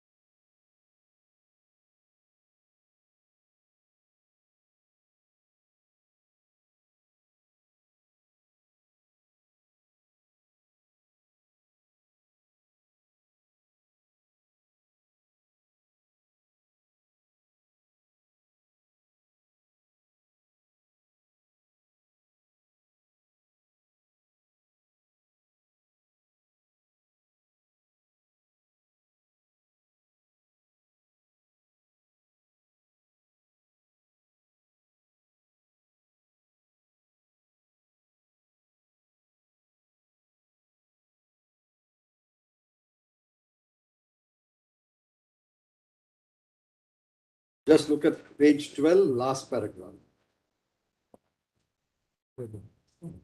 Yes, we have. On the day following demonetization, two noted economists, Professor C.N. Vakil and Dr. Brahmananda, expressed the view that the measure would not have had any enduring effect on money supply, prices of necessities, and problems like low savings, acute poverty, unemployment, and industrial relations, as a high denomination currency notes formed only a small proportion of the total money supply. They were the authors of the memorandum titled Semi-Bomb Law, submitted to the Union government for tackling inflation. Well, now, kindly see how the board should meet. There are regulations framed, next page, regulations framed called Reserve Bank of India General Regulations, which govern the meeting of the Central Board of the RBI. Kindly come to Regulation 8 in Chapter 3 at page 17.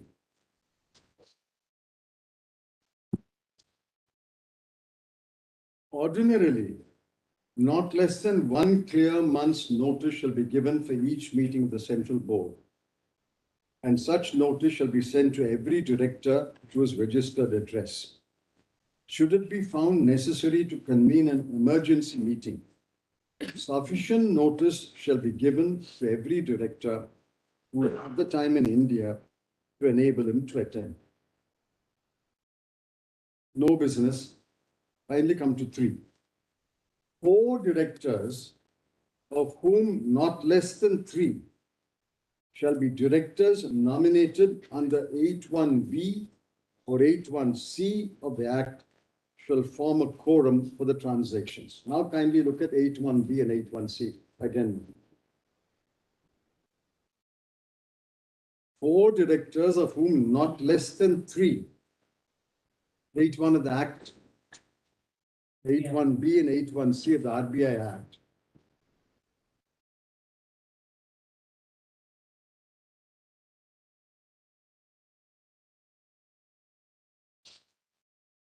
not less than 3 shall be directors nominated under 8(1)(b). 8(1)(b).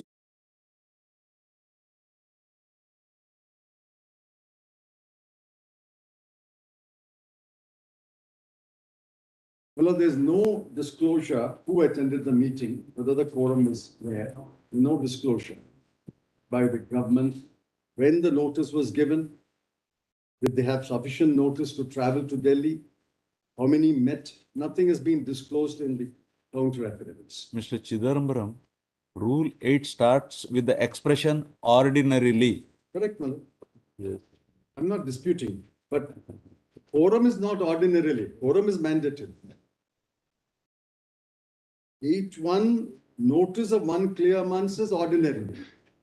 Emergency meeting, sufficient notice. 8(3) is a mandatory quorum. 4 directors shall form a quorum. Yes, yes. That is not ordinarily. They have to disclose who attended the meeting. Sufficient notice to give every director in India to enable him to attend. That is an emergency meeting. Let's assume this is an emergency meeting. We should give time to people to attend. And how many attended? 10, my lord. That's all.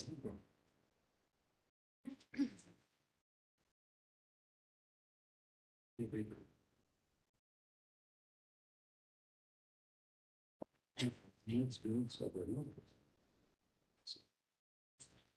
then the next, italics 4, this is very important. Out of 4, 3 have to be either from 8(1)(b) or C. Yes, I agree. But who attended an 8(1)(b), who attended an 8(1)(c) is not disclosed to your lordships. We don't know who attended. All I know is 8(1)(c), 7 vacancies. There were 3 people in 8(1)(c) and 4 people in 8(1)(b). Out of the 7, did 4 attend? 3 attend? We don't know. And look at 4, my lord, that is more important.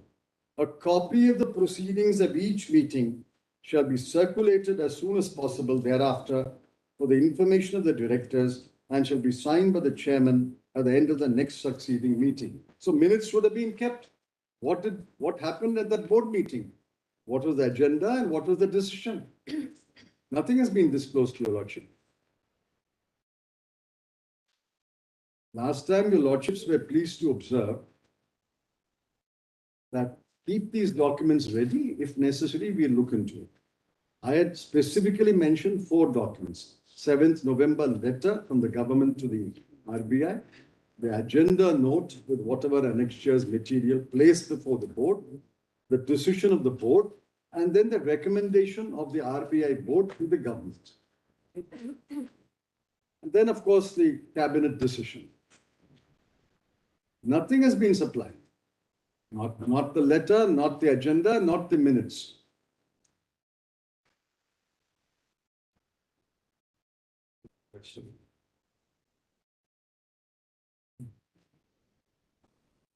Therefore, my lord, I have completed my second submission that such a power is not available in 2016. If it's not read down, then 26(2) itself would be unconstitutional. I'll cite the case law at the very end. Now I'm on paragraph 11 I've completed. I'm on the third submission, paragraph 12.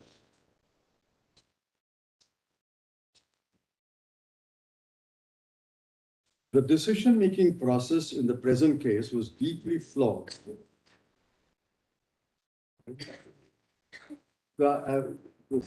Affidavit of page 8, paragraph 12. The decision-making process in the present case was deeply flawed and can be judicially reviewed by this honorable court. Contrary to the scheme and procedure contained in section 26(2), the process was actually reversed. The roles of the RBI and the government were reversed, and I'll show from their own affidavit. On a plain reading of the language of 26(2), there is only one procedure that can be followed, and the procedure was mandatory. Now, kindly keep in mind, sole authority for currency notes is the RBI. 22, 23, 24, 25, and 26 of the Act. The proposal for demonetization must be initiated by the RBI. This is my submission. the Central Board of the RBI must make a recommendation. It is implicit that the Central Board, consisting of members specified in Section 8 of the RBI, would consider all relevant material, weigh the pros and cons, consider the impact on the people of the country and the consequences on the economy before making a recommendation.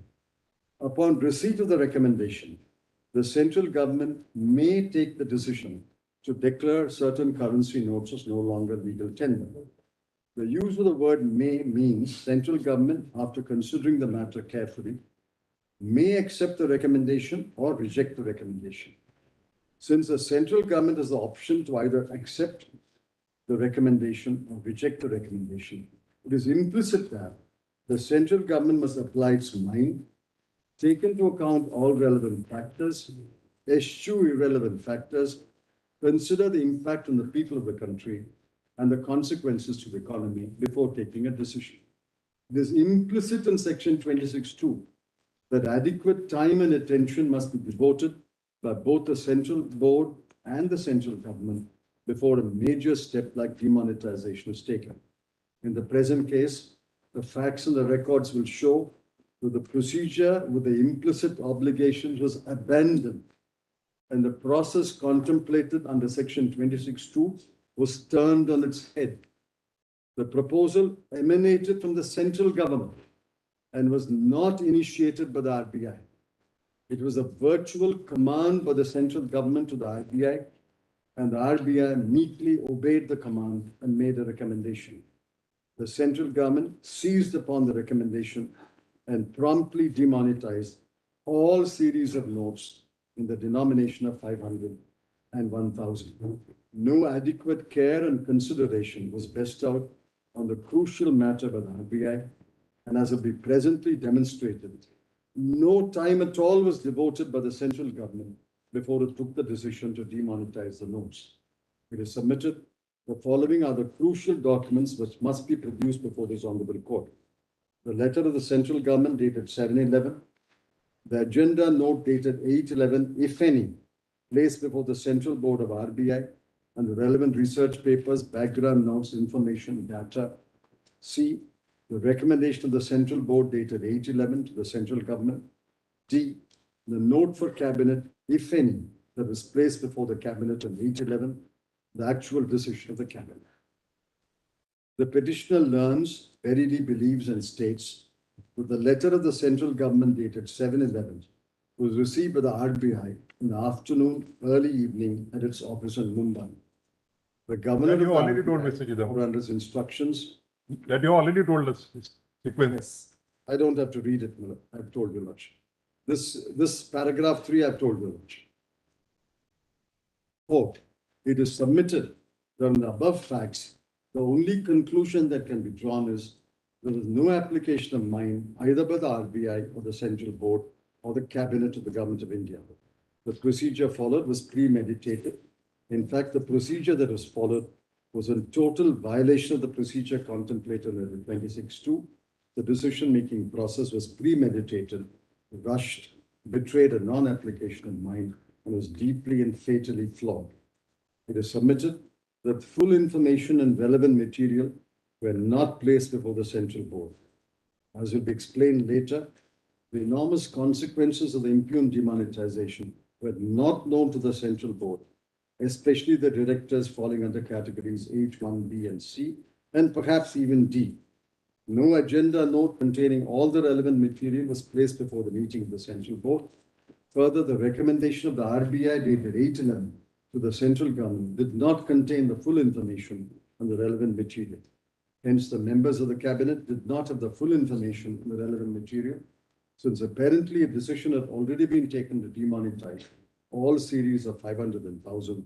The note for cabinet, if any, placed before the cabinet did not contain the full information. In the light of the facts stated above, arbitrary, capricious decision not taken in good faith and normative. But unless this material is available to your lordships, it will be difficult for your lordships to come to a conclusion whether there was an application of meaning. What was the material? I'll show that emanated from the government. I'll show from their affidavit. But my lord, in the absence of this crucial documents and information, which is not put in the public domain, it is 6 years now. Maybe it will come in a RBI series volume 10 years later. The point is, today, my lord, we are challenging it before your lordships, and your lordships must know, what did you look into? What was the information placed? But this is not a guess, this is an informed guess. Nobody was told. Lordship doesn't have to accept my word for it, but I know that nobody was told 86.4% of the currency will be withdrawn. These numbers were simply not available either to the board or to CAT. Nobody was told that 500 rupee and 1000 rupee notes accounted for 86.4% of the currency. Remember, my lord, in 46 and 78, it was 7 point something and 0.46%. Yeah, you withdrew the entire currency, practically all the currency. Now, my lord, now kindly see. Mr. Chidambaram, Reserve Bank of India is here. He has to answer. I'm sure they'll answer. They will answer. They will answer more tellingly if they place the document for your lordship. All right, let's see what he is going to say. What was considered? What was the agenda? No. Well, there are Union of India. 906 counter affidavit. No, wait. They filed 3 counter affidavits. One 2016. way back in 2016. One in 2018. And a short counter affidavit after I filed the additional. I'm on the second counter affidavit they filed in 2018. This is my lord, counter affidavit on behalf of the Union of India in WP 906. It's dated October 2018. 6-volume counter affidavit. First volume of 6-volume counter affidavit. 6 volumes are.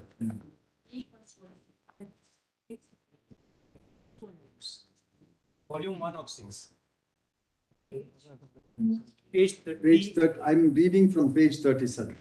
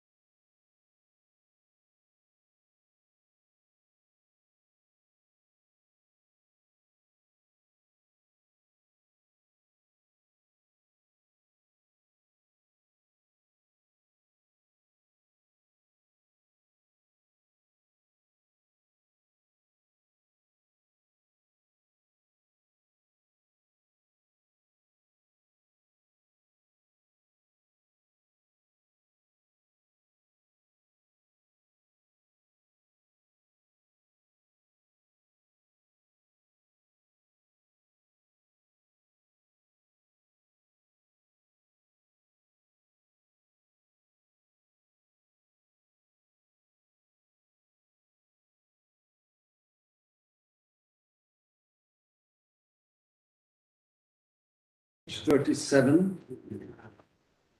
The headline, rationale behind demonetization, its implementation. This is Union of India's. Paragraph 29. That in the last few years, the Reserve Bank, in consultation with the Government of India, had been working on introduction of new series of banknotes. Now, this is an admission that banknotes are issued in series. It includes changes for improving existing security features, introduction of new security features, and new design features, including new color scheme new sizes besides a new theme. The primary objective behind this entire exercise is to secure our banknotes against counterfeiting. The Reserve Bank of India also embarks in January 2014. I read to your lordship the circulars on a program to withdraw all the notes issued before 2005. Withdrawal of old series notes periodically is a standard international practice. This is what I submitted. In parallel, Government of India had taken several steps to curb black money and combat terrorism. There were reports by intelligence and enforcement agencies that availability of the then existing high denomination banknotes made it easier for black money holders, and counterfeited notes in high denominations were being used for terrorist financing. This is a crucial paragraph. The Government of India and the Reserve Bank consider that the introduction of new series of notes could provide a very rare and profound opportunity to tackle all the three problems of counterfeiting, terrorist financing, and black money by demonetizing the banknotes in high denominations of 500 and 1,000, or by withdrawing legal tender status of such banknotes. The Government of India, therefore, on 7/11/2016, advised the Reserve Bank that to mitigate the triple problems of counterfeiting, terrorist financing, and black money, the Central Board of the Reserve Bank may consider withdrawal of the legal tender status of the notes in high denominations of 500 and 1,000. It was advised in that letter that cash has been a facilitator of black money since transactions made in cash do not leave any audit trail. Elimination of black money will eliminate the long shadow of the ghost economy and will be positive for India's growth outlook. They also observe in the last 5 years, there has been an increase in the circulation of 500 and 1,000 notes and an increasing incidence of counterfeiting of these notes. There have been widespread reports of the usage of fake Indian currency notes for financing of terrorism and drug financing. The fake Indian currency notes have their origin in a neighboring country and pose a grievous threat to the security and integrity of the country. Hence, the government recommended that the withdrawal of the legal tender character of these notes is apposite. The Government of India advised the bank to place these matters immediately before the directors of the Central Board consideration in terms of provisions of 2016. But stopping here, it's very clear. Government advised, government recommended, government advised the RBI to place these matters in. It started with the government. They don't say anything to the contrary. Then para 33. The Central Board of the Reserve Bank met on 8/11 to consider the government's advice.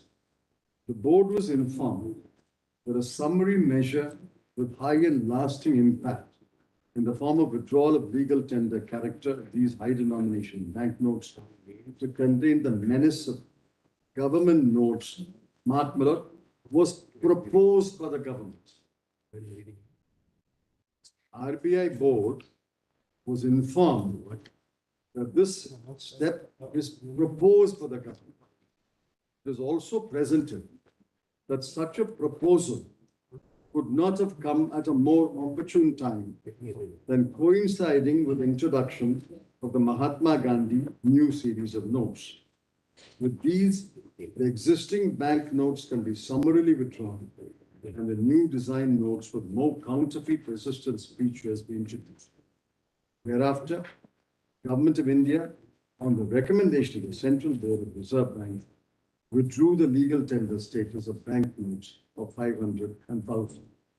Since secrecy and confidentiality were the critical requirements of this decision-making process, preparations for arranging banknotes of new series in full measure was impossible.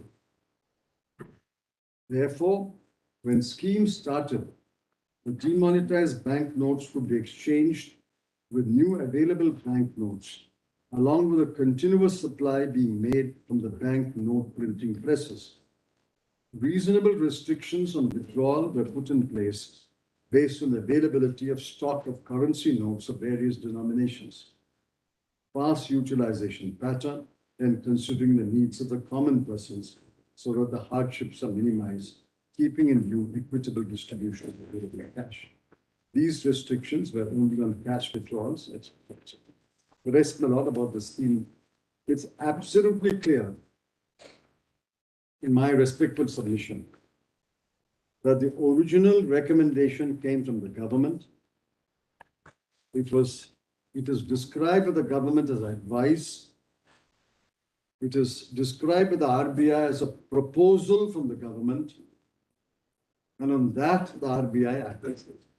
This is reversing the process. It cannot start with the government.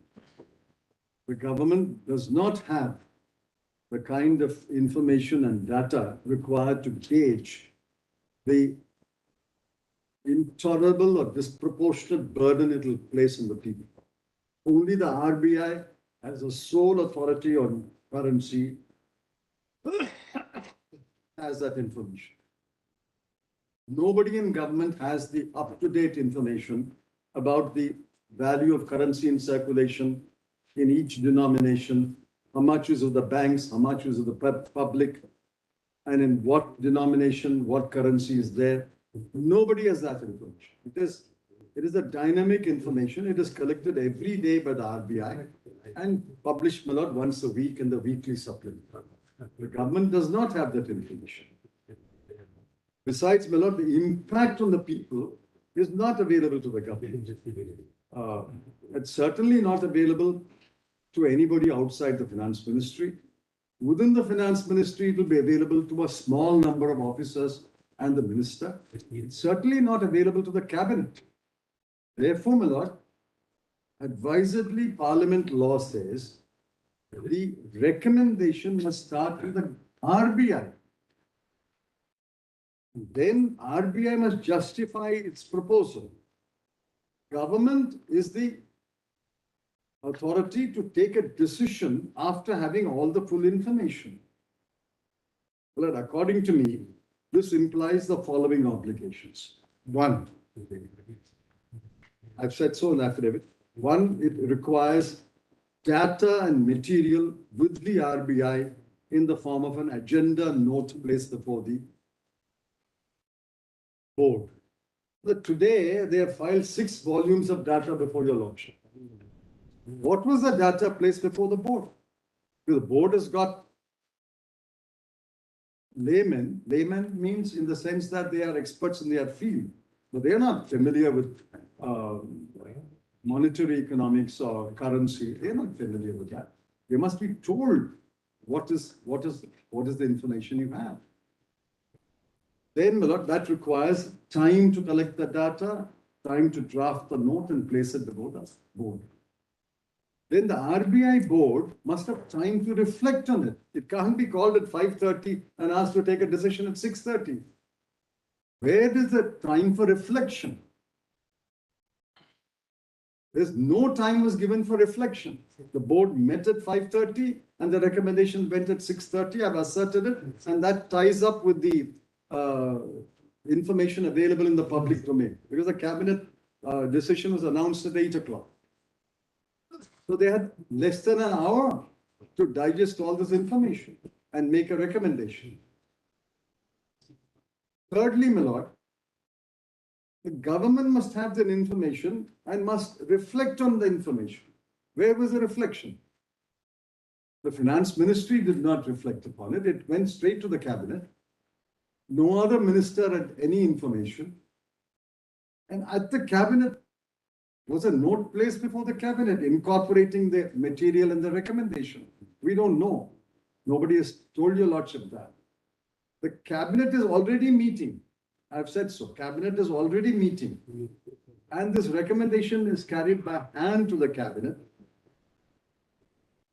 And my lord, evidence in the public domain shows that the decision was taken. The cabinet ministers were asked to stay back in the cabinet room while the Prime Minister went for a broadcast, telecast. The telecast was pre-planned because on 8 p.m., all the channels broadcast the speech. All the channels, every language channel broadcasted at 8 o'clock. Therefore, my lord, it was booked in advance that the Prime Minister will address you. Obviously, when the Prime Minister addresses, it is a duty of every channel to broadcast it, and to the extent possible, a duty of every citizen to listen to the speech of the Prime Minister. So 8 o'clock, the Prime Minister announces that effective midnight today, 500 and 100. What is the deliberation? What is the reflection? Is this the decision-making process? If this decision-making process is upheld, my lord, it will mean chaos in future. Adequate secrecy is important. I'm not denying that. But secrecy coupled with reasonable devotion of time and mind to the issue before you. It can't be, well, not even war is declared in secret, but enough time and application of mind is there before war is declared. It is not in public domain. Okay, Pandra? Such information or such preparation is not in a public domain. I'm not saying it is in the public domain, but it must be in the domain of the board. The board must have information. The cabinet must have information. It can't be it can't be in 24 hours. Well, I would implore you. History repeats. In 1978, Janaki Raman. Yes. But there at least there was a post facto legislation in Parliament. Replaced by ordinance, was replaced by a debate, and that technically Parliament could have overturned the ordinance also, or amended the The ordinance. same, they were preparing, Janaki Raman and Subramanian, they drafted the ordinance. It was signed in the 46 morning, ordinance. and 8:30 it was published Yes, in a speech at All India Radio. correct. But at least it's backed by legislation subsequently. The Parliament must have debated it. So ratification of the Executive Act by the Parliament. No, but it can turn it down also. Technically, it can turn it down. In 1978, my lord, there was no certainty any law will pass. The lordship recalls 1977 to 79. There were two governments. One was replaced by the other. They were speaking in different voices. So in 1978, there's no certainty an ordinance will be ratified or passed. Be that as it may, what is the material place? What is the application of mind? What is the deliberation? That must be disclosed. Therefore, the inference is it was all premeditated and it was pushed through in less than 24 hours.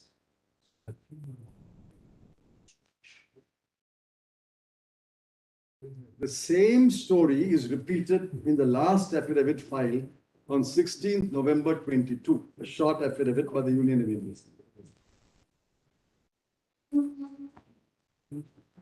Even after we point out in our 5th November affidavit that there is no deliberation, no application of mind, not enough time, not sufficient mind applied, they reiterate it.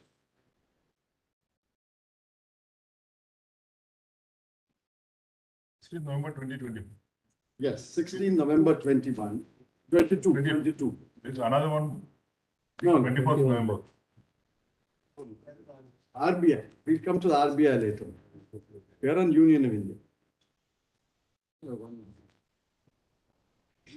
That is in my, Ivan's case, specific to that. Now, kindly come to paragraph 14, page 7. Even after we point out on our affidavit of 511, which I read to your lordship, but this was all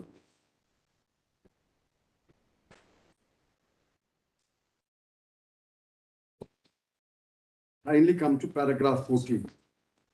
The steps taken towards this have been recaptured by the affidavit filed by Union of India, YD paragraphs 31 to 34 at pages 38 to 41, which are what I read to you. They reiterate. Then they say,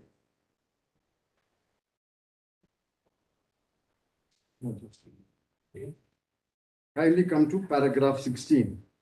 Secrecy and confidentiality were critical requirements of this consultation and decision-making process. That's all, my lord, they say in this affidavit. They reiterated what they said earlier in para 31 to 34. And I would therefore submit, my lord,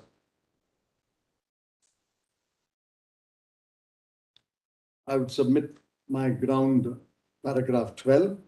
The decision-making process is deeply flawed. This is not a fair decision-making process.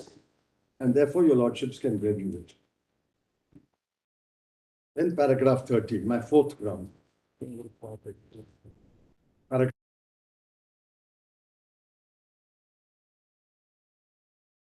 Start at 2 again. Very well.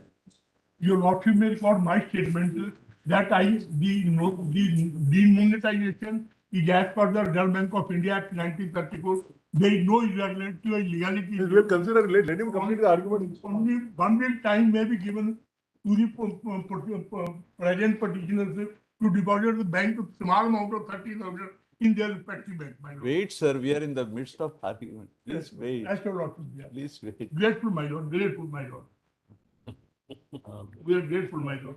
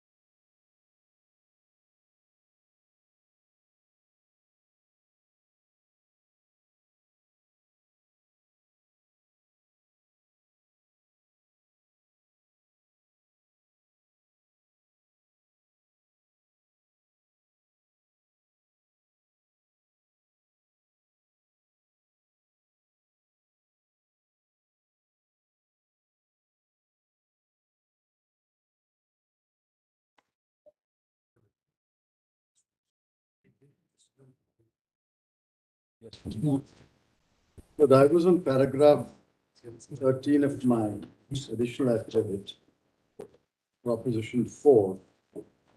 10, 11, 12 I've completed. Paragraph 13 at page 12.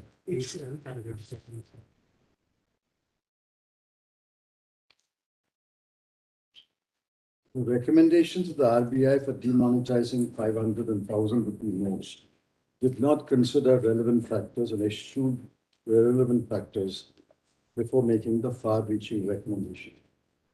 The consequences of demonetizing all series of notes were not considered by the central board, the RBI, or the government. As a result of demonetization, 86.4% of the currency value was declared no longer legal tender. In terms of absolute value, the amount to 15,44,000 crore out of the total of 17 lakh crore. 2,300 crore distinct notes have become illegal. The most used currency notes in 2016 were obviously 500 and 1,000, where they accounted for 86.4. Since they were demonetized overnight, millions of people were left with no valid money to buy food, milk, or even medicines. Thousands of families went without a meal 9/11, 10/11. Voluntary organizations had to distribute free food. Since the invalid notes could be exchanged in specified bank branches, it has been estimated that on average 11 crore people stood in queue every day to exchange notes. Wholesale markets were shut down. Village fairs or shanties held once a week were stopped. Retail outlets reported a calamitous drop in sales. Industrial hubs like Tirupur, etc., came to a complete halt. Wages were not paid for several weeks. Casual laborers represent 33% of all employed persons in India, and the number is estimated at 15 crore individuals. All of them were without jobs overnight and consequently without daily wages. Street vendors like vegetable sellers, food sellers, tea stalls, etc., could not ply their trade and went without income for several days. It was a sowing season, November. Since DCCBs were not allowed to exchange currency notes, millions of farmers were unable to withdraw or deposit money. They could not draw money to buy seeds or fertilizers. Moreover, their produce suffered a huge crash in prices, as seen in the table below. Well, these are official NSO statistics from the Ministry of Consumer Affairs and Commerce. Wholesale market prices crashed between 8th November and 14 December. Finally, similar, every commodity, there was a steep fall in prices because there was no demand. And even the supply chain was disrupted. Moreover, even the logistics of demonetization have not been considered. This is the point I made earlier. I emphasize that. Over 2,300 crore notes were demonetized. Governments and RBI's printing presses in November 2016 could only print 300 crore notes per month.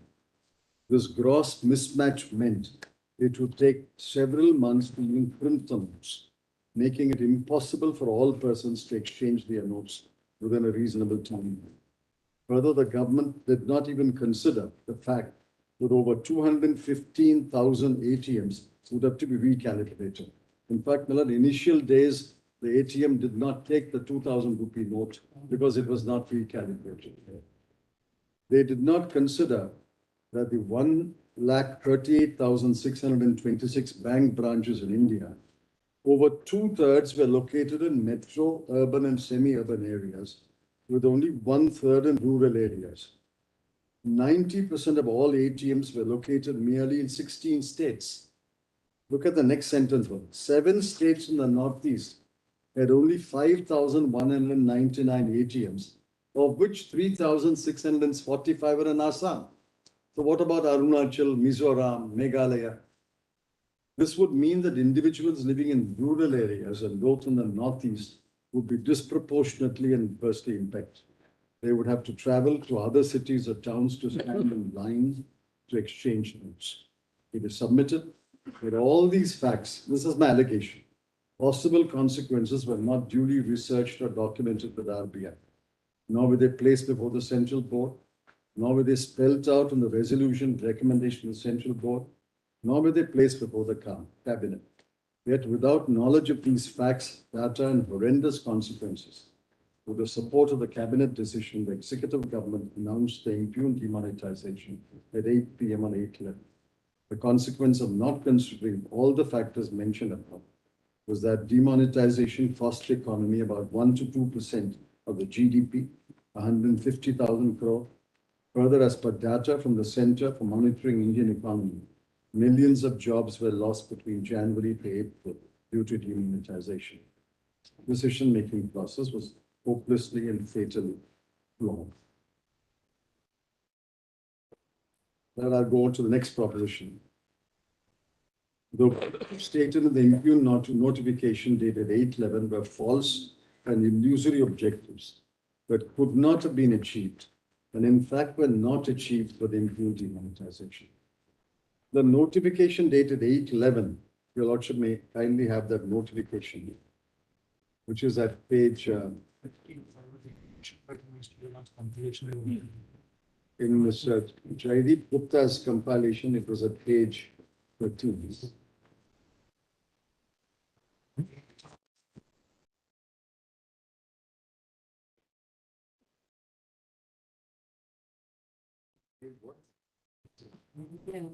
It was at page 6 of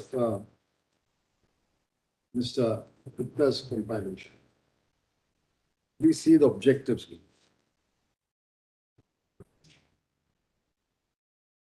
This is issued on 8/11 after the Honorable Prime Minister's announcement. Whereas the Central Board of Directors. May I hand over a convenient compilation of all these in one place? That's been given by RBI. We have 200. Okay. They've already, Lords has already got the RBI's. Keep it. Whereas the Central Board of Directors of the RBI has recommended that bank notes of denominations of the existing series No, you are value of 500,000 be seized to be completed. Page 6. In fact, you wrongly said page 6, it is page 4. Page 3 and 4 in that compilation. I am reading from my compilation. Yes, SO 3407E. Yes, 3406. The Lordship have seen it, but I want to show the objectives, which I skipped first time. Whereas it has been found that fake currency notes of the specified bank notes have been largely in circulation. So specified is 500,000. So they say fake currency of 500,000 have been largely in circulation. It has been found to be difficult to easily identify genuine banknotes from the fake ones. And the use of fake currency is causing adverse effect. That is point 1. Objective 2. It has been found that high denomination banknotes are used for storage of unaccounted wealth, as has been evident from the large cash recoveries made by law enforcement agents. That is black money. Then 3. Whereas it has also been found that the fake currency is being used for financing subversive activities such as drug trafficking and terrorism, causing damage to the economy and security.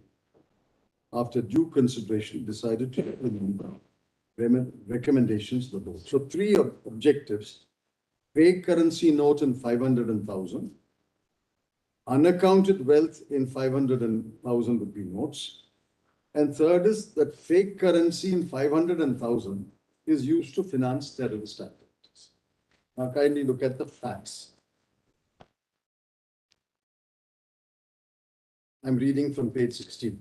It is submitted each one of these objectives is false. None of these objectives could have been achieved. They were in fact not achieved by the impugn demonetization. Regarding A and C, they are related, but not fake currency. It is submitted that one of the purposes of demonetization is to draw people holding fake currency to exchange it for genuine currency, taking advantage of the exchange mechanism. When a fake currency note is detected by a bank officer, he is obliged to impound it and report the same to the RBI. RBI would destroy the note, thus taking the fake currency out of possible circulation. if the fake currency is not exchanged in a bank, this is the question which my Lord Justice Ramasubramanian put to me last time. It will remain in the hands of a fake currency holder and will be temporarily unusable as long as new currency notes of the same denomination are not issued. 500 and 1,000 will be immobilized as long as new 500 and 1,000 are not issued. However, it is universally accepted that the quantity or value of fake currency actually detected and impounded by the banking system, RBI, is a measure of the extent of fake currency. It is submitted. Annual report of the RBI for the year 2016-17 reported only fake currency of the value of 43 crore was detected in the nearly 15.31 lakh crore of currency exchanged. Out of 15.44 lakh crore, 15.31 lakh crore was exchanged. Out of that, they found 43 crore as fake currency.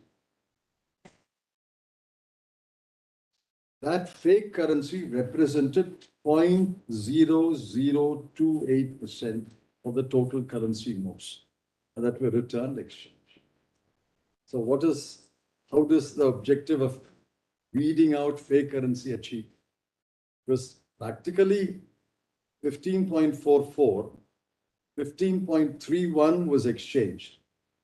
Good currency was given for the exchange currency. Some of them was fake, and you detected 0.0028.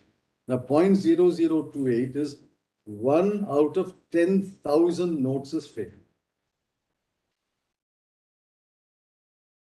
That fake currency represented 0.0028.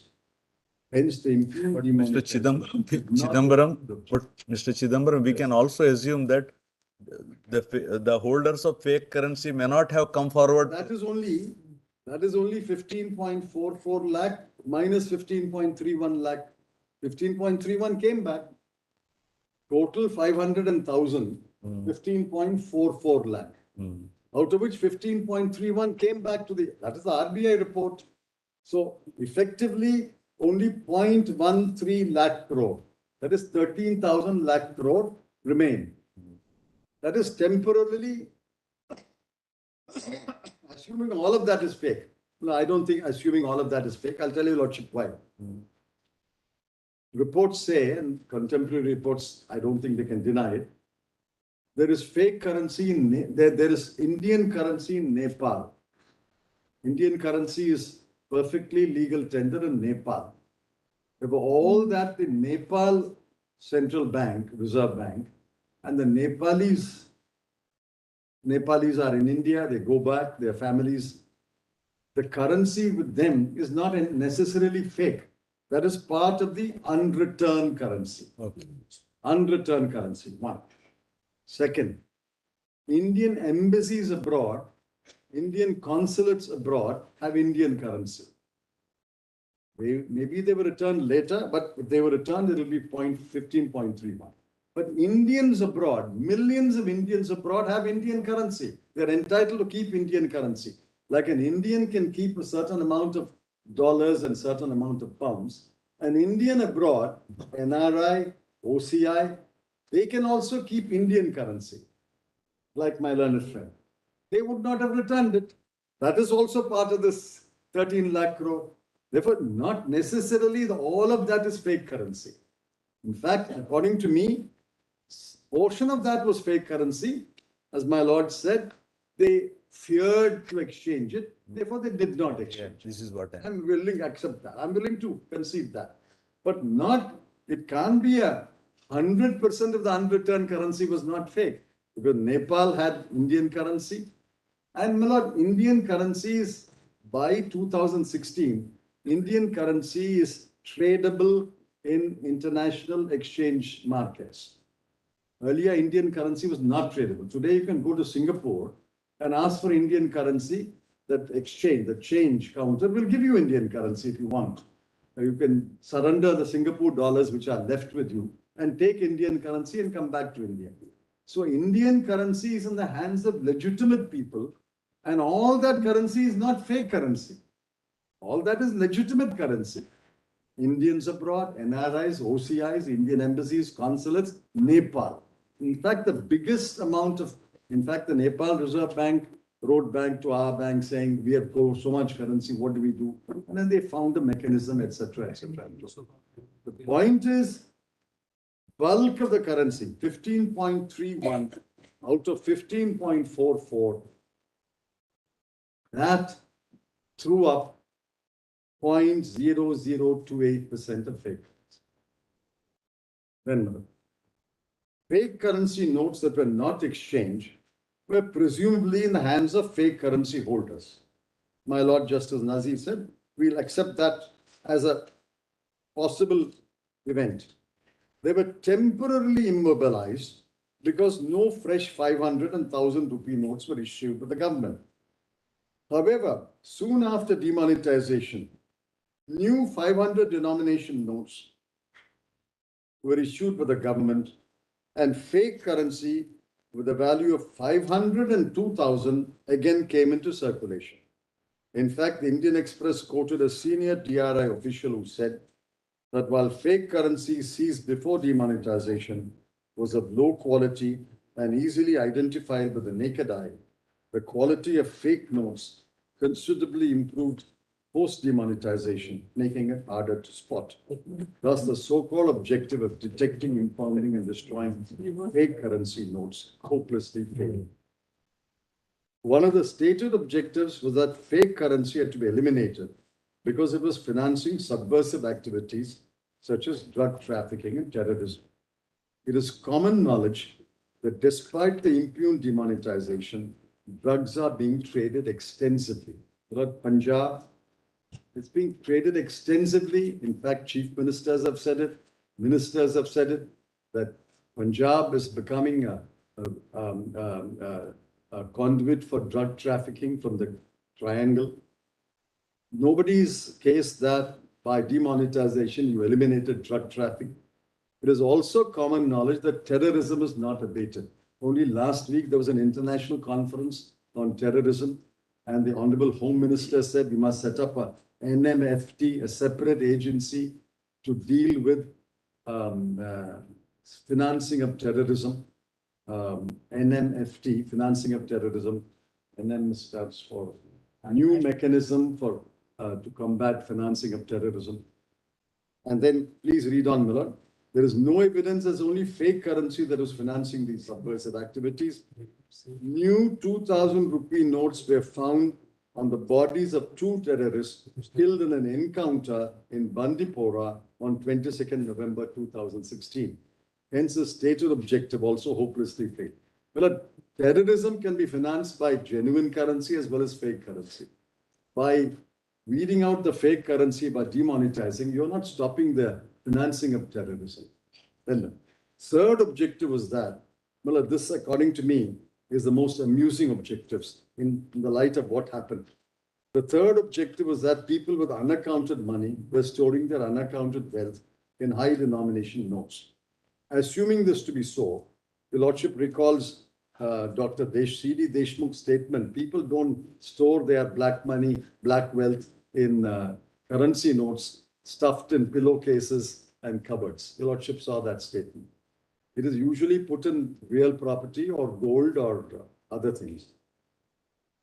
Eliminating black money had not been returned to the banking system. In fact, the then learned Attorney General told this Honorable Court, bench presided over by the Honorable Chief Justice, Justice Thakur, that the government expected demonetized currency notes of the value, 3 crore is wrong, 3 lakh crore. Learned Attorney General said 3 lakh crore will not be returned, and that will be a windfall to the government. It was said in open court. It was reported in all the newspapers. However, according to the annual report of the year 2017-18, Lord, I would request your Lordship to underline these numbers. Rupees 15,44,000 crore by value of demonetized notes. Rupees 15,31,000 crore by value were actually returned to the banking system. Thus, nearly 99.3% of the demonetized notes were returned, whether they represented storage of accounted wealth or unaccounted wealth. The inescapable conclusion is that practically all allegedly unaccounted wealth of black money stored in 500 and 1,000 rupee notes were exchanged, and the holder received valid currency notes, or what may be called white money. In fact, there has been commentaries which said that the demonetization exercise turned out to be a clever money laundering machine which allowed holders of unaccounted wealth to convert their wealth. Well, if every note has been exchanged with new notes, what is the black money you detected by the system? 99.3 was exchanged. So you didn't detect any black money out of this exercise. Further, to facilitate this exchange of money, several brokers sprung up who offered to exchange demonetized note for a price. The Lordship again recalls Dr. Deshmukh's caution that all that will mean is people will start exchanging note for profit or loss. Broker will come in, and this is exactly what happened. Brokers came in and took your 100 rupee note, gave you 80 rupees, and he found a way to exchange the 500 rupee. He gave you 450 rupees. He found a way to exchange the 500 rupee note. His profit is 50. Then immediately after, this is the most amusing part which I've never understood. Immediately after demonetization, government introduced for the first time 2,000 rupee notes. If the objective was to eliminate unaccounted wealth, black money stored in 500 and 1,000, there was little sense in introducing 2,000 rupee notes. What would require 4 notes of rupees 500 or 2 notes of rupees 1,000 could be easily stored and more conveniently in 1 note of 2,000. Thus, the introduction of 2,000 rupee notes immediately after demonetization actually facilitated holders of black money. That black money was in fact stored in 2,000 rupee notes was proved shortly when the Income Tax Department and the Directorate of Revenue Intelligence in their searches and raids shortly after demonetization seized alleged unaccounted wealth in the form of 2,000 rupee notes. Thus, instead of eliminating unaccounted wealth, black money, demonetization, and the introduction of 2,000 rupee notes actually facilitated storing unaccounted wealth in high value. But realizing it later, they've discontinued the 2,000 rupee notes. The Lordship remembers that famous episode where Mr. Ram Jethmalani tried to prove that 1 crore can be stuffed into a suitcase. Lordship may have. Now, the highest note was 1,000. Now today, with 2,000 rupee notes, he can store it in half a suitcase. What is this? What is this logic of 2,000 rupee notes when you're demonetizing 500,000? Now I am occupying that house, but I did not find one.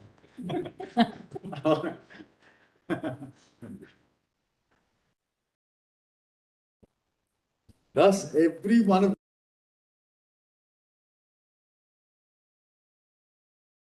help end bribery, as bribes could always be taken in new notes. Well, again, I'm quoting an example.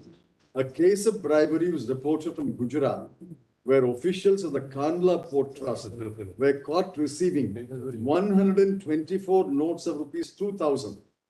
So you can bribe a person in 2,000 rupee notes. How is corruption, how is black money, and how is counterfeit? Those objectives are achieved by demonetization. Nobody's even, there's huge criticism of these 3 objectives.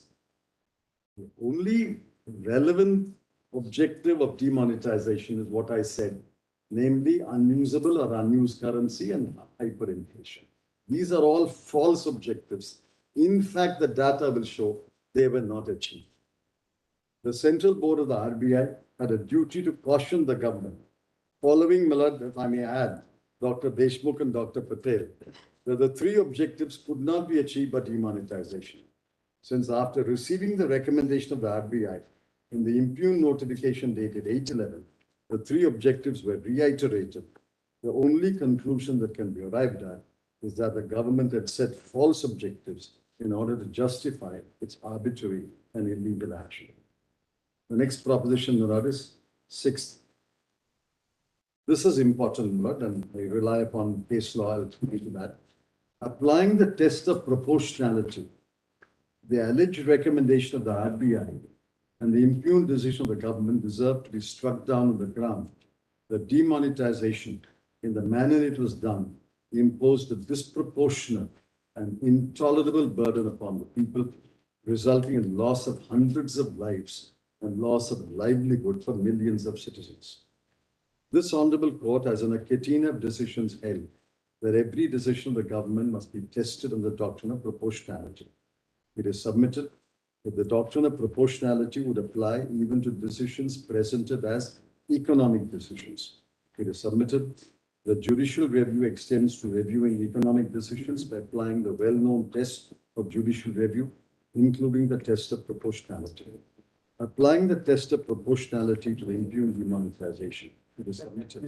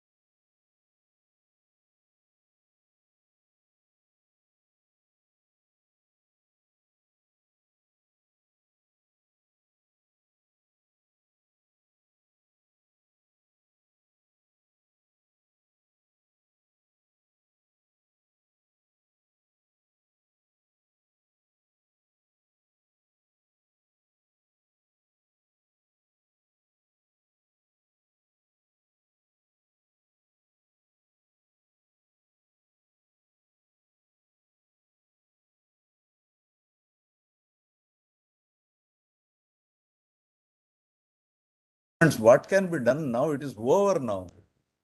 First point we appreciate. Of course, 26(2), you want to say it won't come under 26(2). Yes. That is your legal argument. We will consider that. Yes. All the other points are all relating to past events, which is over now. Correct, but the law. That's why if you remember at the threshold, we said whether the writ petition survive.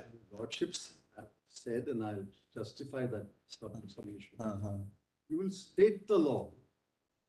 Please state the law. What is 26(2)? What is the limit of its power? And what are the matters that should be taken into account? If your lordships hold that this decision, this process was flawed, material was not considered, that itself is good enough so that they will not embark upon such a misadventure in future.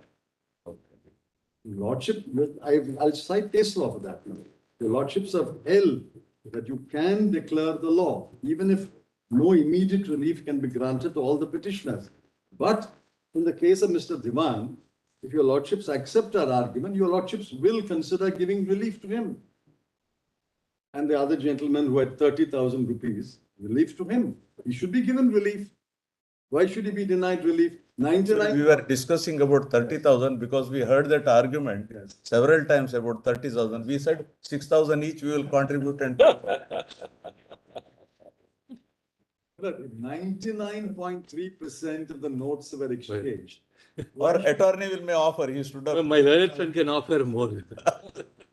Why should you deny it to the people with 30,000? What was your 1 lakh? 1,61,000. Why should he be denied? Then you will 99.3 has come back. No, only thing it's Only thing what we were actually looking at was maybe your argument to say that 26(2) not followed Yes. the procedure that was required to Yeah. be followed. On that, we'll have to state whether that has been followed or not. Now, supposing that procedure was followed, I mean, at least that was my thing.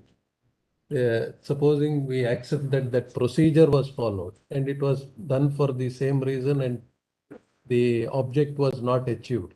So object wise, what we feel is that may not be very relevant. But whether they followed 26(2), as you rightly say, to come to a conclusion, and if it is wrong, to lay down for the future Yes. to say that it had to be followed. But I'll be that may be satisfied with right. that. But for saying that these were the objectives and that has not been achieved may not be much relevance is what. Well, it may not be relevant. Why I'm say putting forward these objectives is. To say the This is what urgency the that was, notification said. to say the urgency, this was not the reason. These are the objectives, then what did you consider? Correct. So what you say is 26(2) still for consideration, yes, that's. Firstly, whether 26(2) is limited, as I'm arguing, or is unlimited power. And assuming whatever the power in 26(2) was the process power, the decision-making process. Correct, so that maybe to concentrate more on that would be better instead of saying the. But I'm just, It one more failed. page, man. Instead of One more saying it page. failed, I'm just even if it done. failed, the procedure should have been followed is what you. I've just completed, Miller. It's only one more page. All right. But even if the procedure had been followed, this impact or adverse effect could have also happened. Not necessarily, Miller. If the decision-making process had been what it ought to be, and if they had taken into account all this data and material, they may not have, I'm saying, may not have withdrawn the 500 rupee note.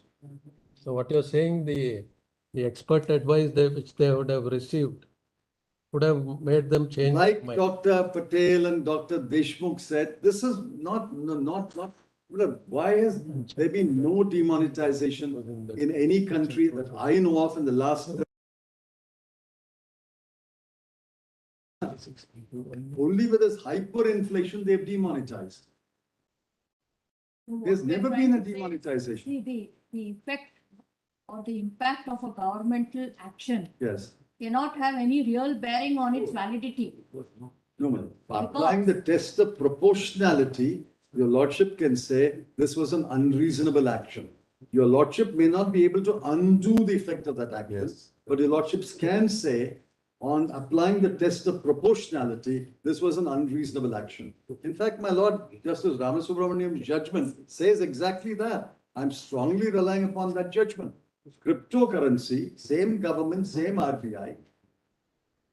The court held, applying the test of proportionality, we don't accept this. Therefore, my Lord, I will be satisfied if your lordships agree with me, if your lordships are pleased to agree with me, that 26(2) is a limited power. If you want to demonetize all the series, you must have separate legislation. Number two, assuming under 26(2) you have the power, the decision-making process must be well documented, followed strictly in letter and spirit.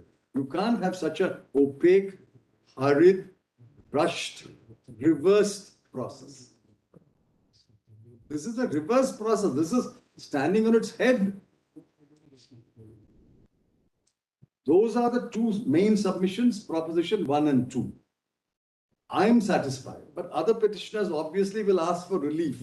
If your lordships accept that, then your lordships will have to consider here then whether they deserve relief even after 6 years.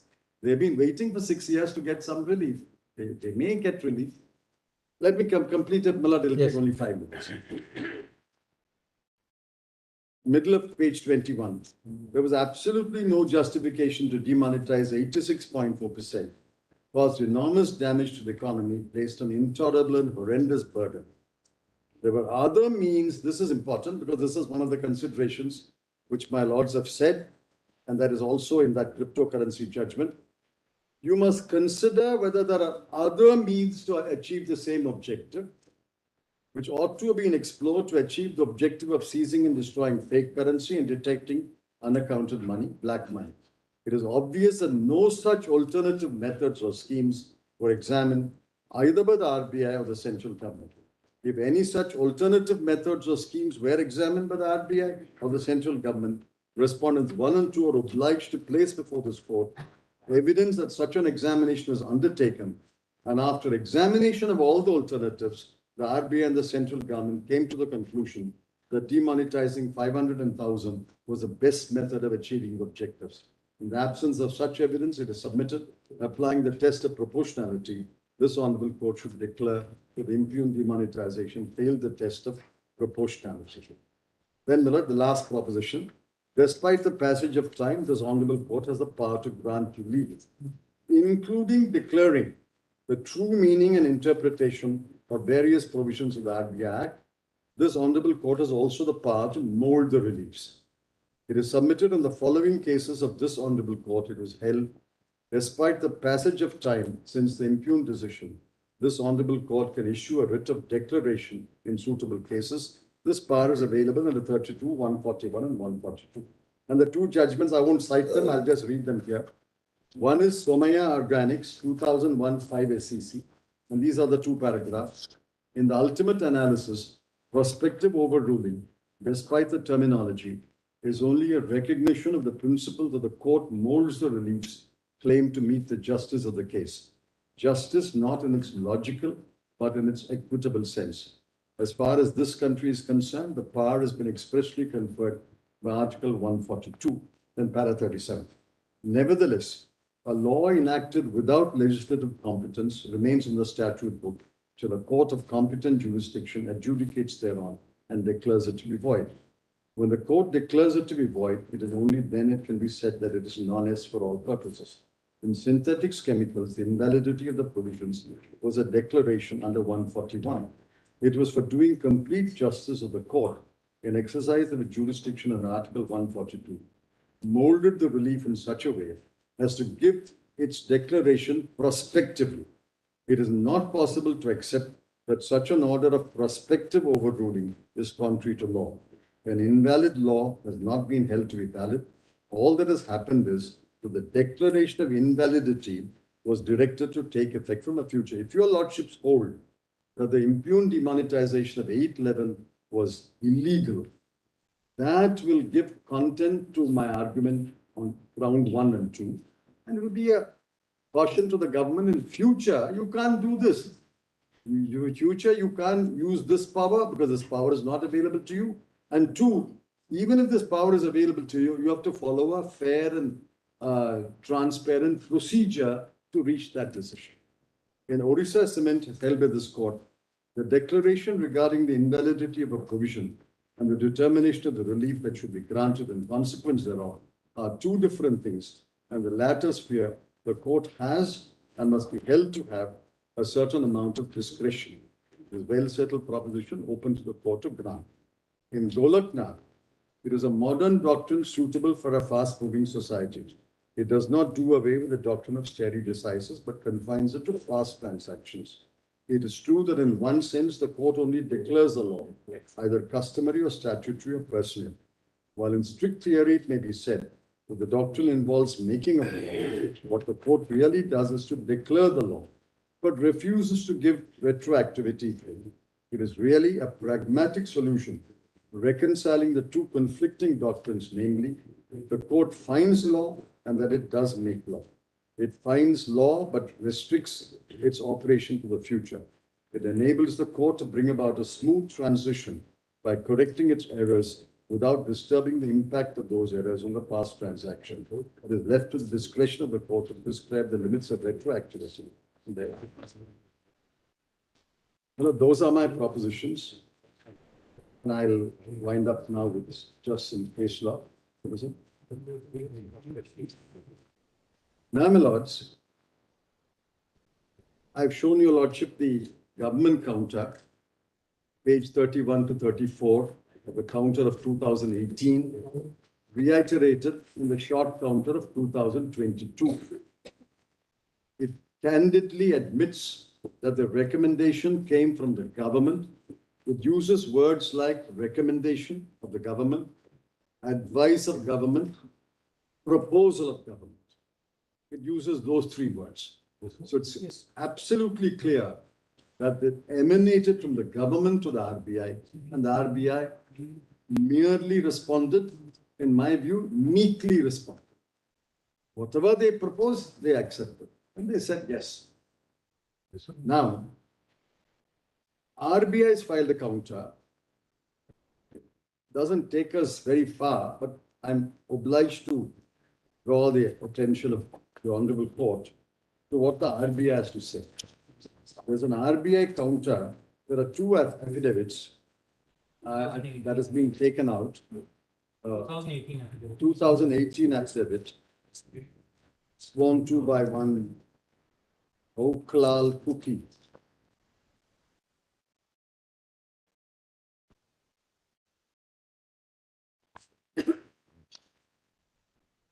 But here as well, my lord, we have prepared a compilation of all the affidavits filed by RBI in this matter. There are 4 such. In 4 matters, my lord, counters have been filed. My lord, all the counters are, my lord, collected in one compilation. It's page 41. Including the last one.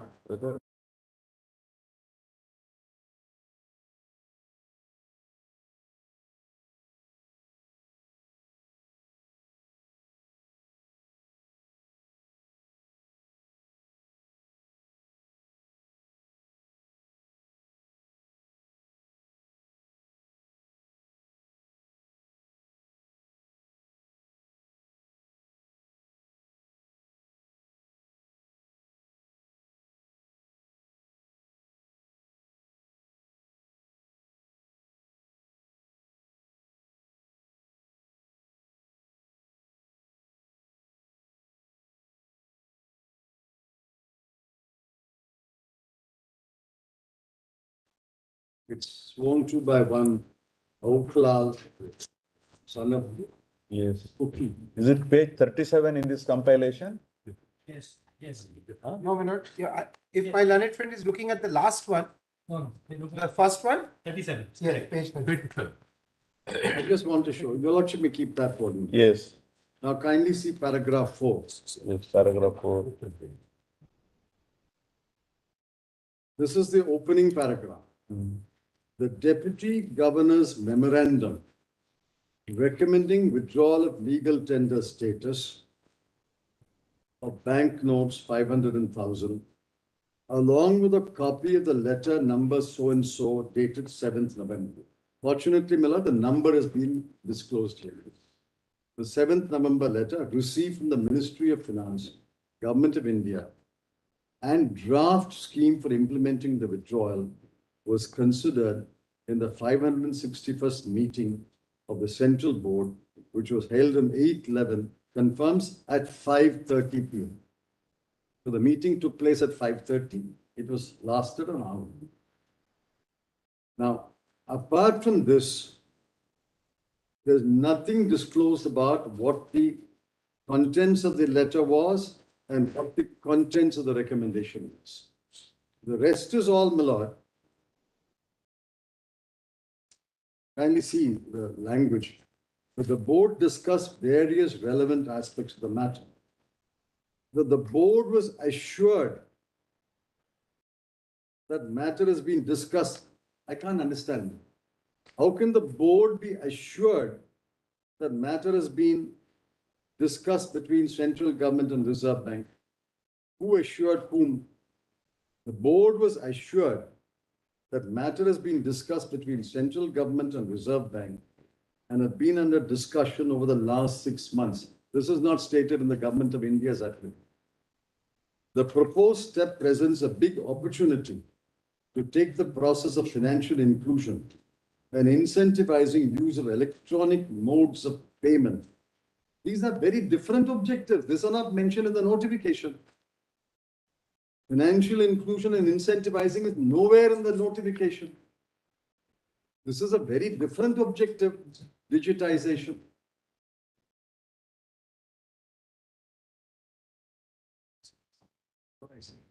There are 2 comments on paragraph 2. Government's affidavit does not say of any discussion over the last 6 months. Second, Financial inclusion and incentivizing is not the objective of the notification. Then, the board was assured that the government will take mitigating measure to contain the use of cash. Again, my lord, not an objective of the 811 notification. Objective of the 811 notification is only three: weeding out fake currency, unearthing black money, stopping fake currency financing terrorism. Nothing about using less cash. Then the board considered the memorandum and after detailed deliberations concluded in larger public interest, the balance of advantage would lie in withdrawal of legal tender of 500,000. Accordingly, it was resolved by the Central Board for recommendation of the withdrawal of legal tender of the old bank notes. I don't understand. Old bank notes. Where do you get old bank notes?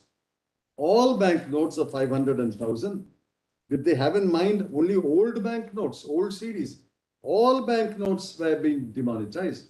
And the affidavit says withdrawal of legal tender of the old bank notes. What is old, Miller? It shows complete non-application of mind in filing this affidavit.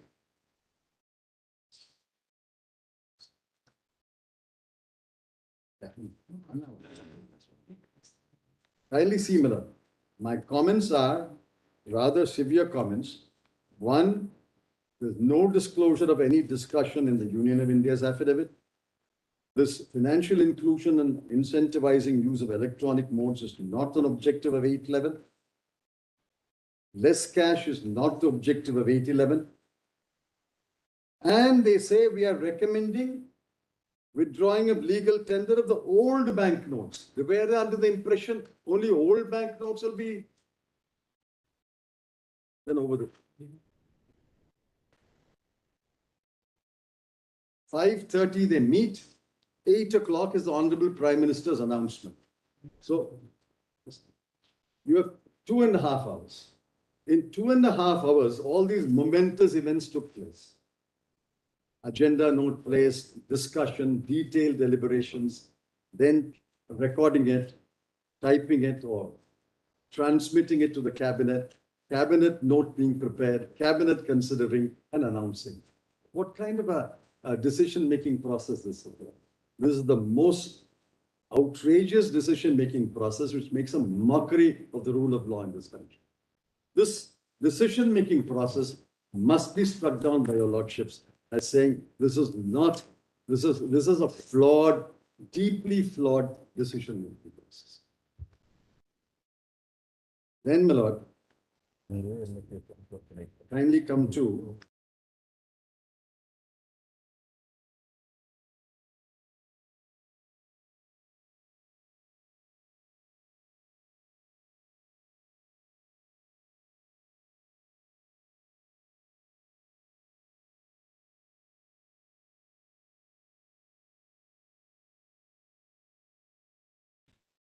paragraph 21. Paragraph 21 is a long paragraph. Now, 21, over the page.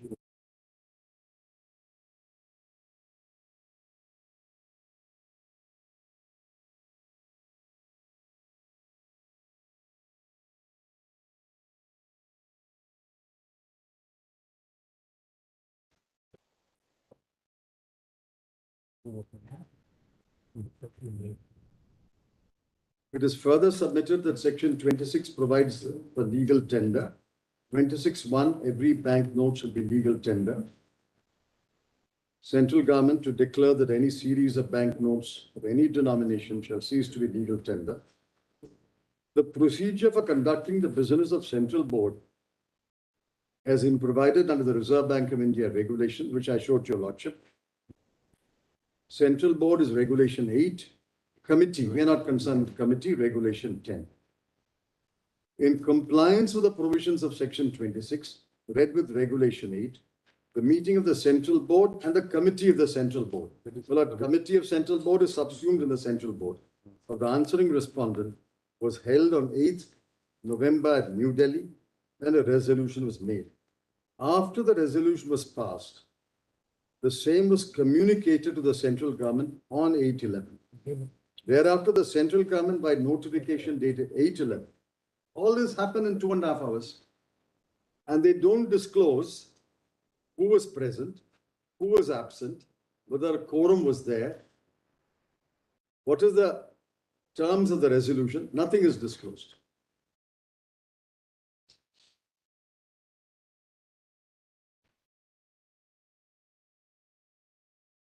The rest of this affidavit, I'm not reading a lot, is all that about the measures they took to mitigate the hardship on people.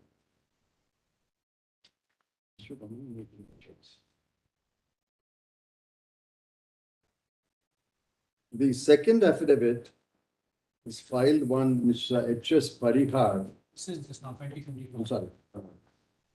No. What is about 2020? Yes. Kuntal came.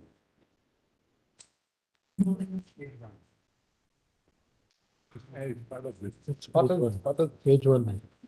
Page one. That's page one, Kuntal came.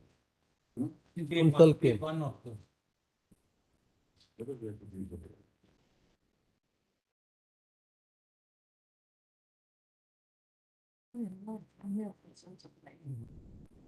So kindly come to paragraph 21, Lord.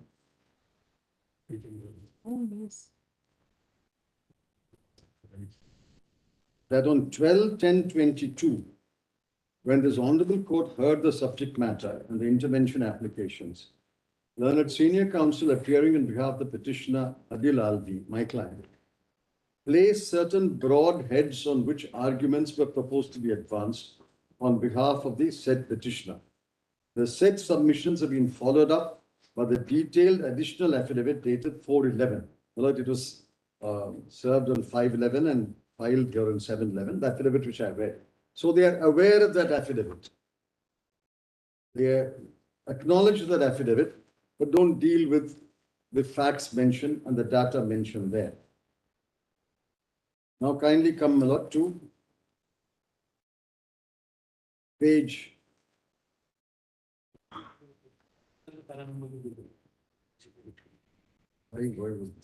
21. This is 23C, subparagraph C of paragraph 23. Page 21. Whether the decision-making process was flawed. It is reiterated that in compliance with the provisions of section 26, read with etc., meeting of the central board was held in New Delhi on 8th November. After detailed deliberation, board concluded larger public interest would lie withdrawing legal tender status of 500 and 1,000. The word old is missing here. Old was there in the original affidavit. Old is missing here.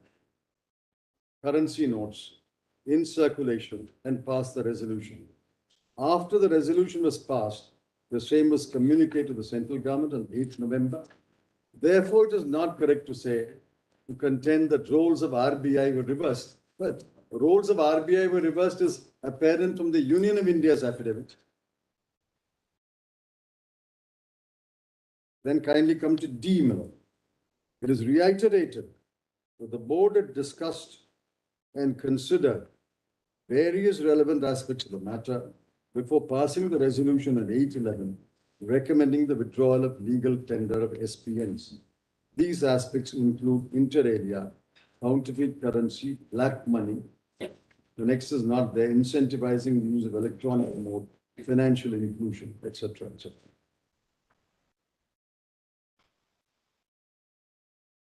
Then page 29, H. Letter of government dated 7/11, agenda note of 8/11 and recommendation 8/11, not in public domain. The mere fact that the aforesaid documents are not in public domain does not entitle the petitioner to seek any relief when the impugned notification issued by the government on cessation of legal tender notes clearly in its recitals, reveals a recommendation made by the Reserve Bank and also contains the objective of which the legal tender character is being withdrawn, as well as due consideration by the central government while deciding to implement the recommendation. Notification clearly records the findings being fake currency, high denomination for black money and fake currency. That's all.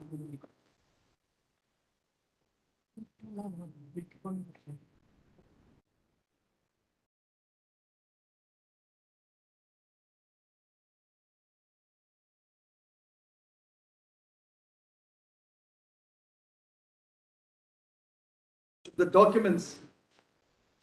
What these are? How do these affidavits advance our case? Let them show the documents.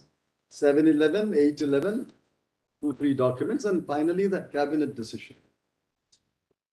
But I'll conclude with just by indicating the case law.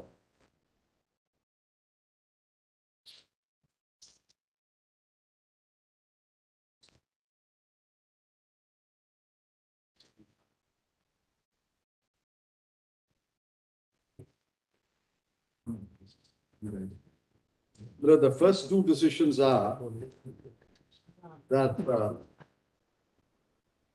that is a second proposition.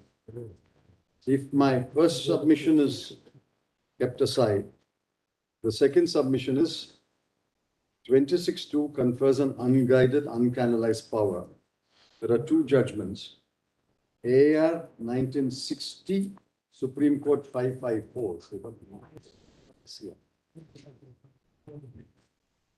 They were the books. That's what it is. So. This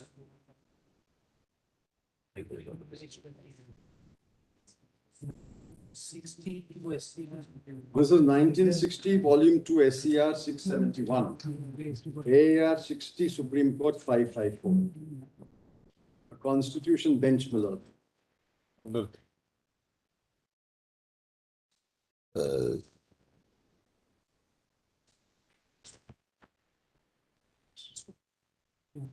Well, I'm only reading few sentences which are relevant.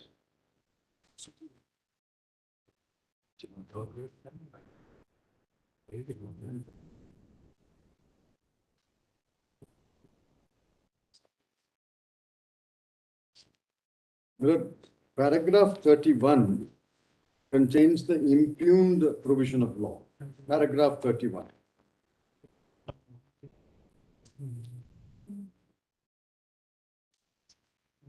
The power given to the authority, paragraph 31. The power given to the authority under that provision is contained in clause D. Subject to the provisions of this act, no person shall take any part in the publication of any advertisement referring to any drug in terms which suggest or are calculated to lead to the use of that drug for the diagnosis, cure, mitigation, treatment, or prevention of any venereal disease or any other disease or condition which may be specified in rules made under this act.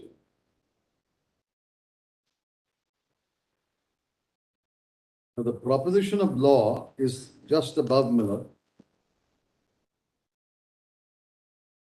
Kindly see paragraph 28. You are reading from SCR, it happened. I'm reading from SCC. Not the morning compilation that we have given. I think AR, what you read is in para 32. Paragraphs are 32 in AR. 32. I think. Morning compilation, it's the last, it's annexed as the last. Last judgment, yes. Amdad Dawakana is enclosed, correct. Now we are at, you tell us paragraph, we can. Because for the petitioner, it was argued. well, I'm reading. How does it begin? You must see the broadly. Paragraph which I read is paragraph 31, the power given to the. That is in Thank you, 32. Lordship. 32. Now I'm reading paragraph 28, which starts the third point raised. Para by- 29. Para 29. Now kindly come towards the end of the paragraph. The proper distinction there pointed out was this. Lordship gets the quotation. There's one quotation to put it to the language of another amendment. Yes. And the yes. second quotation. Yes. Yes, we have. No, I'm having both. I'm having both, so that we can adjust to. Very well. All right. The proper distinction there pointed out was this. The legislature cannot delegate its power to make a law, but it can make a law to delegate a power to determine some fact or state of things upon which the law makes or intends to make its own action depend. There are many things upon which wise and useful legislation must depend, which cannot be known to the lawmaking power and must therefore be subject of inquiry and determination outside the hall of legislatures. But the discretion should not be so wide that it is impossible to discern its limits. There must instead be definite boundaries within which the powers of the administrative authority are exercisable. Delegation should not be so indefinite as to amount to an abdication of the legislative function.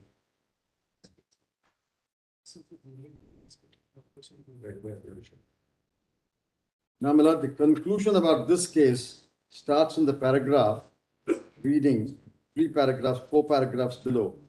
The interdiction under the Act. Yes, 34. 34.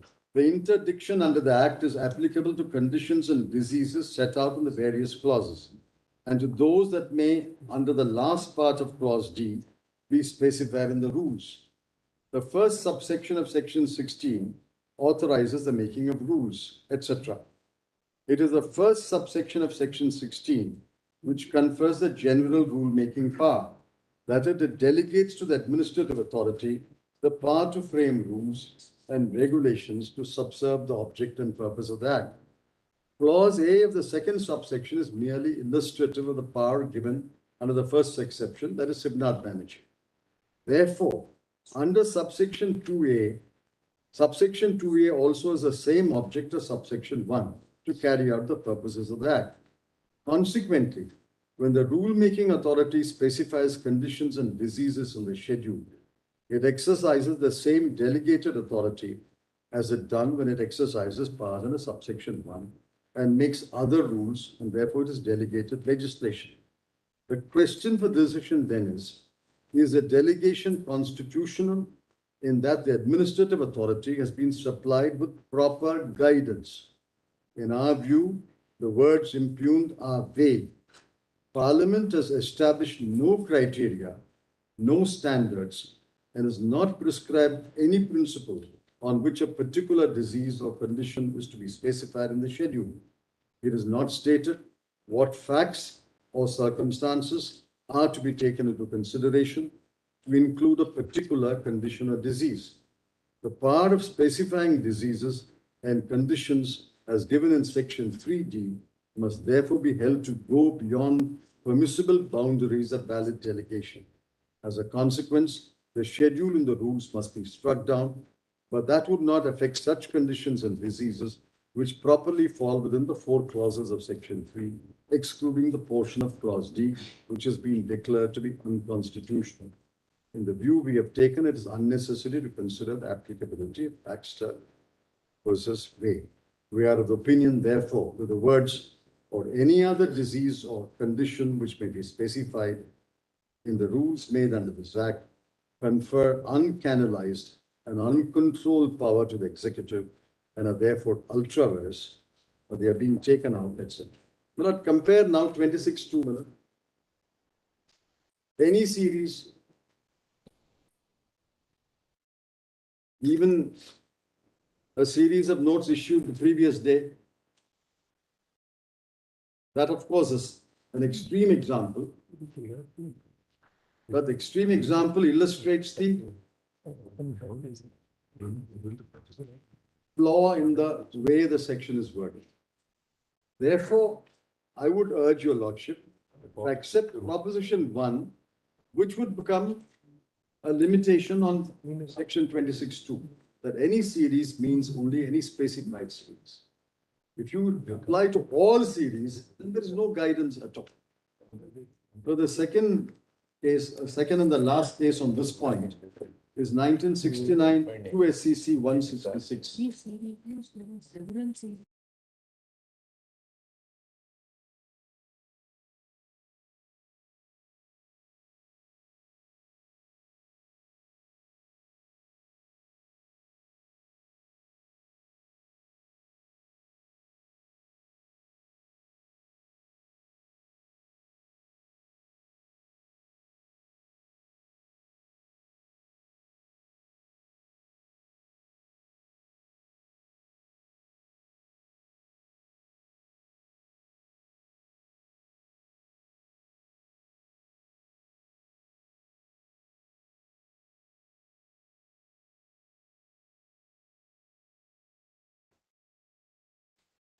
19.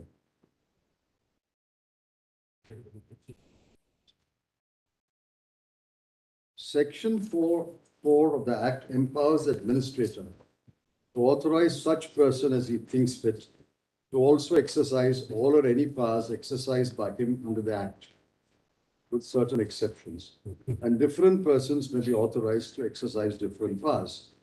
Section 4(5) states, any person authorized by the administrator to exercise any powers may exercise those powers in the same manner and with the same effect as if they had been conferred on that person directly by this Act and not by way of authorization.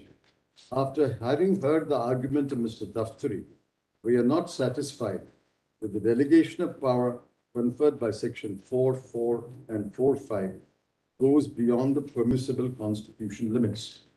Delegation with the administrator is necessary for the volume of work entrusted to him. Absence of such power might seriously impair administrative efficiency. Section 4(4) contemplates that the administrator may authorize such person as he thinks fit, etc. It must be assumed that the administrator will delegate his authority only to competent and responsible persons. It was then said to the provision that part is upheld. It was then said to the provisions of Section 5(1) conferred wide and uncontrolled power without any guidelines and was capable of being used with arbitrary discrimination. But Section 5(1) requires that the administrator should have regard to the policy of the Act in making his orders. His orders should be made within the framework of the Act and should not be inconsistent with the provisions of the Act. As regards 5(2)(a), the argument was that unguided power is conferred upon the administrator as delegate to regulate or fix the price at which any gold, whether it's primary gold, article, or ornament, should be sold. As a power to fix the price may also be exercised not only in respect of primary gold, but also in respect of articles and ornaments, the business of the petitioners and similarly will be adversely affected. But the section provides the safeguard that the regulation of the price should be made by the administrator after consultation with the Reserve Bank of India. It is argued that the phrase, so far as it appears to him to be necessary or expedient for carrying out the provisions of the Act, was a subjective formula and action of the administrator in making the orders under 5(2) may be arbitrary and unreasonable. But in our opinion, the formula is not subjective and does not constitute the administrator the sole judge. On the contrary, we hold in the context of the scheme and object of the legislature as a whole, the expression cannot be construed and objective. Well, all this has been upheld. Then kindly come to 20. So they discuss each provision and say, no, this is permissible, this is canalized, this is guided. Now kindly come to paragraph 20. It is manifest upon a review of all these provisions that the power conferred upon the administrator under Section 5(2)(b) is legislative in character and extremely wide. A parallel power of subordinate legislation is conferred by the central government under Section 114(1) and 2. That is extracted above. But Section 114(3), however, makes it incumbent upon the central government to place the rules before each House of Parliament while it is in session. It is clear that the substantive provisions of the Act, namely 8, 11, 21, 31, 34, confer powers on the administrator similar to those contemplated by Section 5(2)(b). In these circumstances, we are of opinion that the power of regulation granted to the administrator under Section 5(2)(b) of the Act suffers from excessive delegation of legislative power and must be held to be constitutionally invalid. Then we now come to Section 27 of the Act, which relates to licensing. That is dealt with. Both these cases are pertaining to delegated legislation. Yes, Both these cases are pertaining to delegated legislation. where the essential, No, here it's not a 26(2). 26(2), it's not a quasi-legislative power. Quasi-legislative, It is executive power conferred upon both RBI and central government. RBI to recommend, central government to notify.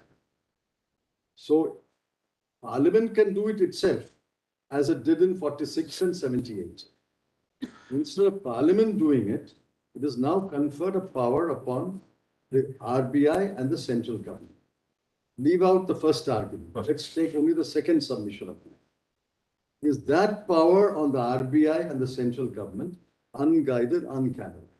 That is the According to you, the discretion which is vested with the central government and with the RBI to make recommendations is totally unguided, uncanalized, and Where is therefore the it guidance? can be exercised in an arbitrary manner. Where is the guidance? That is different from saying these are all where essential legislative powers are given to an administrative authority. And it was held to be uncanalized or abdication of legislative power in these judgments. But now we are looking at a substantive legislation under section 26. Therefore, these judgments may not be apt. Look, I'm relying upon the last sentence in paragraph 20. The power of regulation granted to the administrator under section 5(2)(b) suffers from excessive delegation of legislative power. Substitute the word regulation. We are of opinion that the power of notifying the currency notes which should be demonetized, that is the power conferred by Parliament upon the RBI stroke central government. That must have some guideline. No, but Here it the is in a substantive legislation under section 26.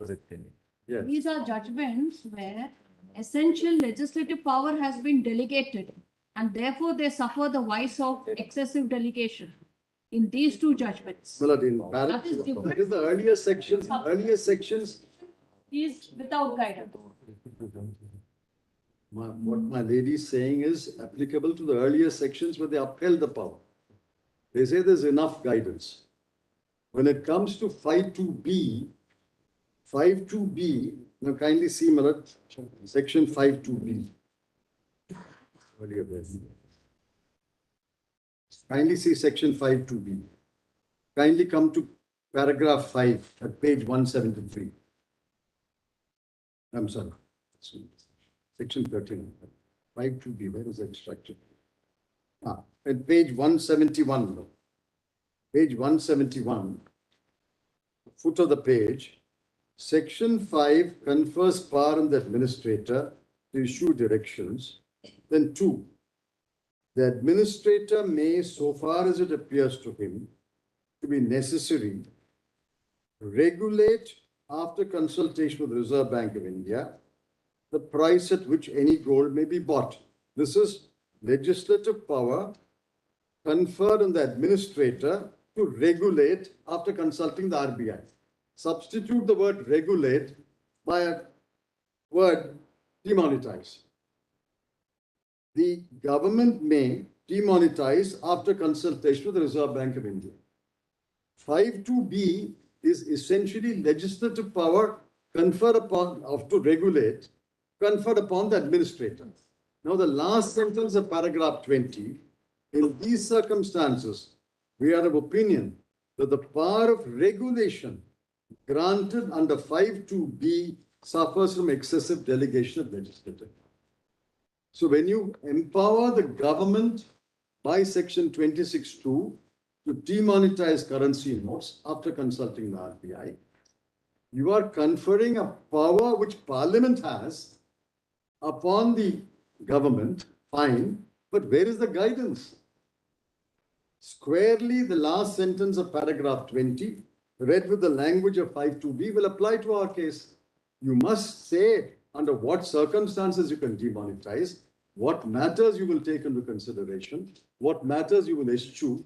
You simply confer a power to demonetize. Now, may I kindly see.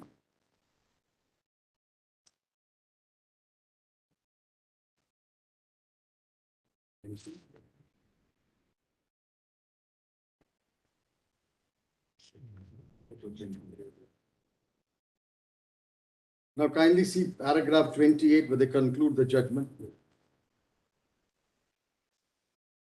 It is difficult to hold that Parliament would, then they go on to other sections like 5(2)(b), and the conclusion is in para 28. it is difficult to hold that Parliament would not have enacted the impugned act at all without including that part which is found to be ultra vires. The act still remains substantially the act as it was passed. That is an act to provide for the control, production and manufacture, supply, distribution, use and possession of gold. In the result, we hold that the following provisions of the impugned act are invalid.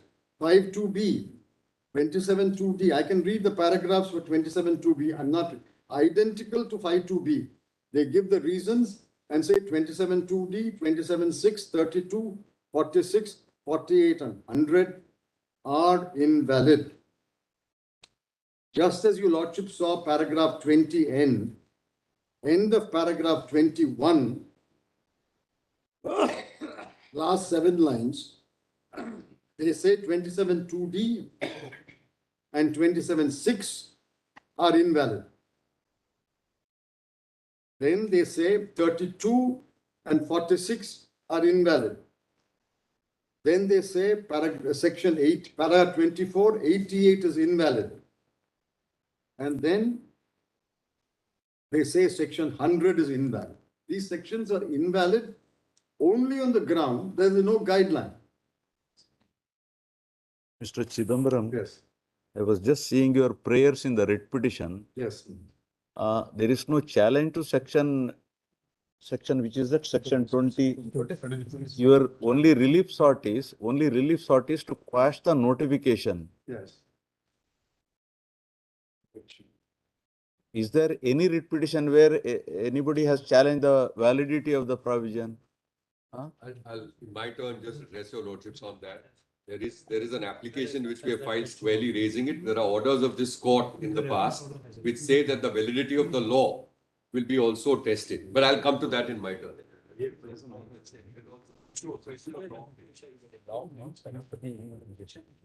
Well, I have challenged it squarely in Adil Alvi prayer B. Writ petition 916. We have 906. We have 906 with us. No, if you are challenged, fine. I'll read the prayer aloud, Miller. Just a minute. Prayer A is declare the notification of 811 ballot. Yes. Prayer B, declare subsection 2 of section 26 as ultra vires the constitution. Fine. That's The prayer is there. Therefore, I suppose on this point, if alternative submission 26.2 is not read down, it is invalid. The section is invalid. There are no guidelines at all. But the power to regulate, here the power to demonetize. Power to regulate without guidelines is held to be bad in the gold case. Power to demonetize must have some guidelines. There are no guidelines at all that can be gleaned from any provision of the Act or the period. Now, my lord, that is the. Now, on the other proposition of judicial review, very quickly, my lord, all these judgments are familiar to your lordships. I'll just indicate the case citation and the paragraph and read 1 or 2 lines. First judgment is 1994. Tata Civil. I'm not going to read every line, though, just showing the paragraph. just Mohan's. Because this must have been read several times. Just try. 87 and 83.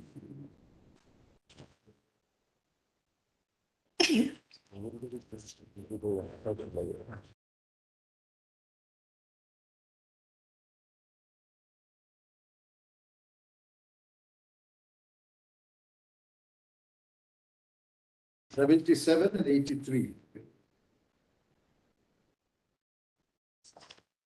Judicial review is concerned not with the merits of the decision, but the decision-making process.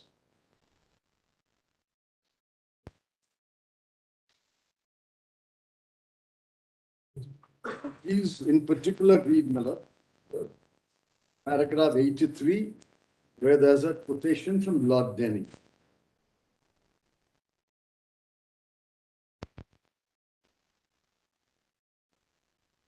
I'm not reading the paragraphs. The decision-making process must be carefully examined. The great sentence.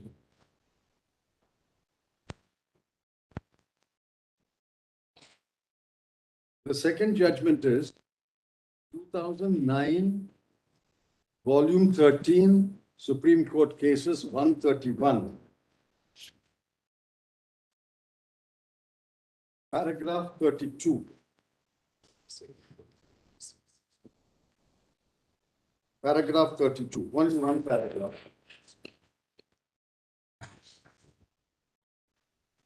There is a recent judgment by Justice Akram Sen in 1670, which says that the law is still as laid down in Tata Cellular, Yes. and therefore reference to all other judgments either explain it or reiterate, and therefore what holds still the field is Tata Cellular. That is true. I rely upon Tata. Just one sentence. He has deprecated practice of in judgment citing so many judgments after 1994. Only if it adds value. I'm only citing a judgment which adds a little value. Look at paragraph 32 of this second judgment. Indisputably, there exists a distinction between a decision-making process and the merits of the decision. Whereas in the former, the court would apply the standard of judicial review. In the latter, it may enter into the merit of the matter. Even in applying the standard of judicial review, we are of opinion. I'm reading for this sentence. The scope thereof having been expanded in recent times, namely, other than 1, illegality, 2, irrationality, and 3, procedural impropriety, an error of fact touching the merit of the decision vis-a-vis the decision-making process would also come within the purview of judicial review. If you make a hope, state a completely wrong fact, the foundation is knocked out, that can be corrected in judicial review. You can't build a case on a patently false fact. It's only, it adds value, I'm citing it. The judgment is 2012, 3 Supreme Court cases, page 1, the 2G case.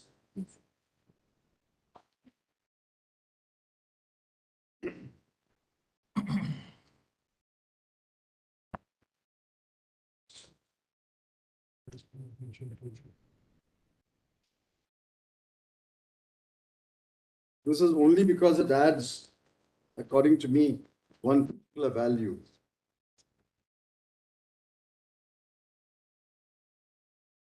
Now, please see para 97. I'm not reading all of it. How the court approached the decision-making process. Because I want to apply this standard to our case. The exercise undertake paragraph 97. The exercise undertaken by the officers of the DOT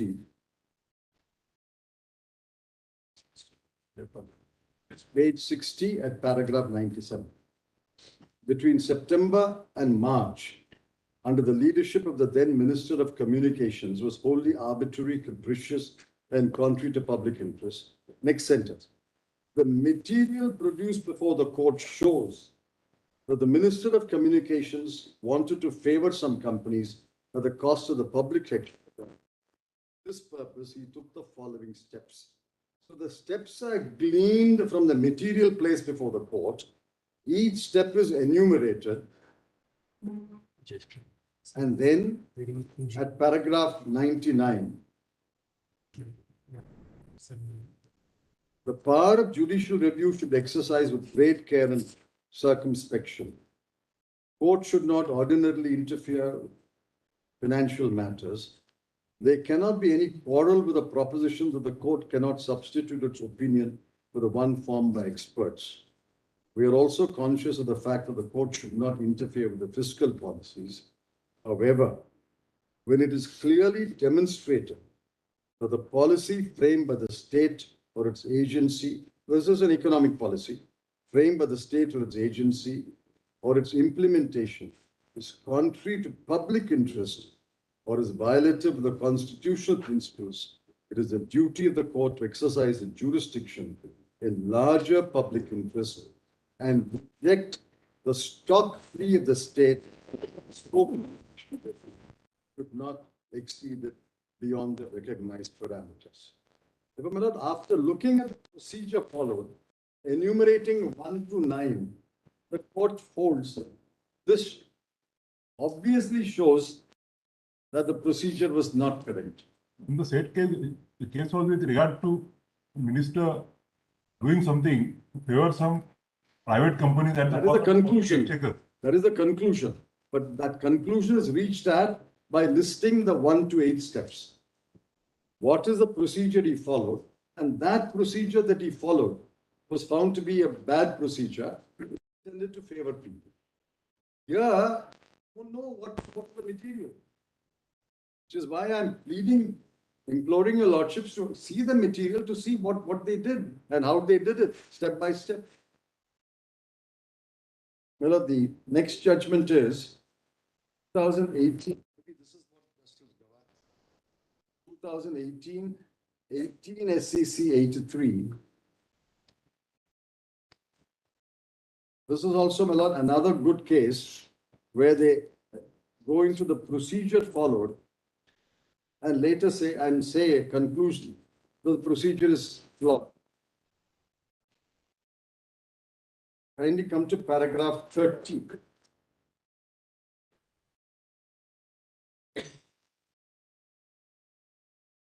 Paragraph 30 at page 98.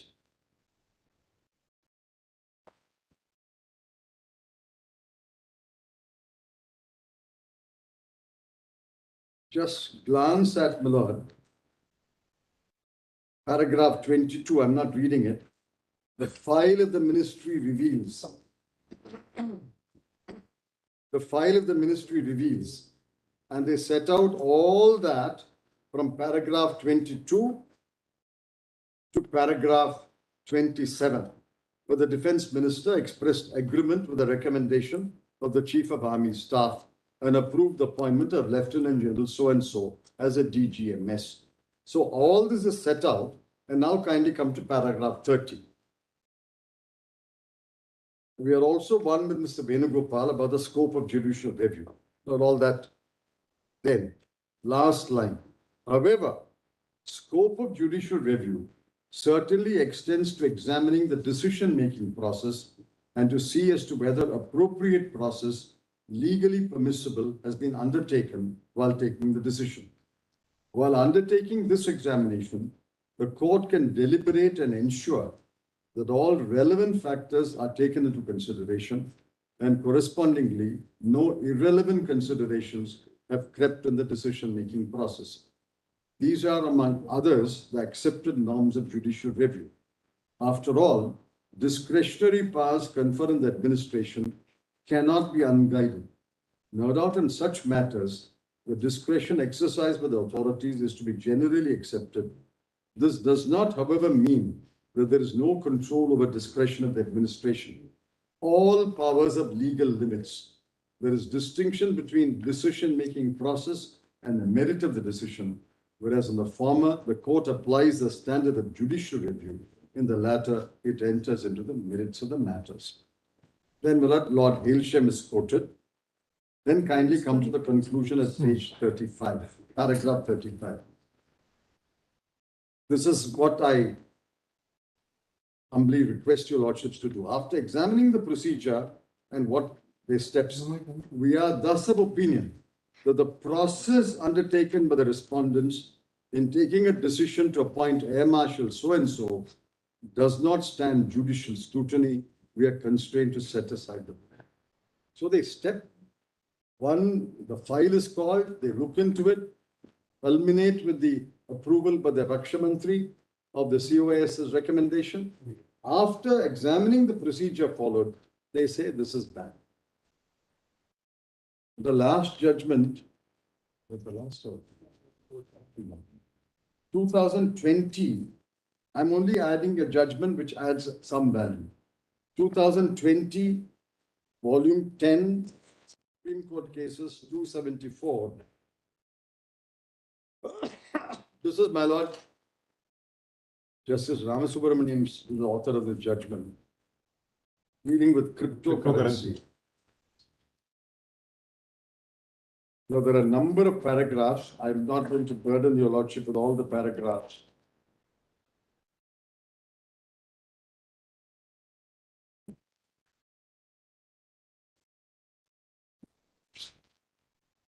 I just show the headline. Paragraph 163.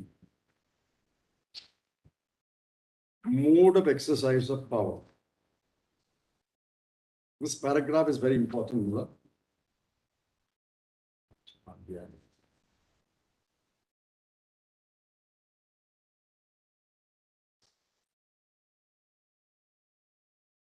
That takes us to the next question, whether the power is exercised properly in a manner prescribed by law. The argument, Paragraph? paragraph 163 at page 366.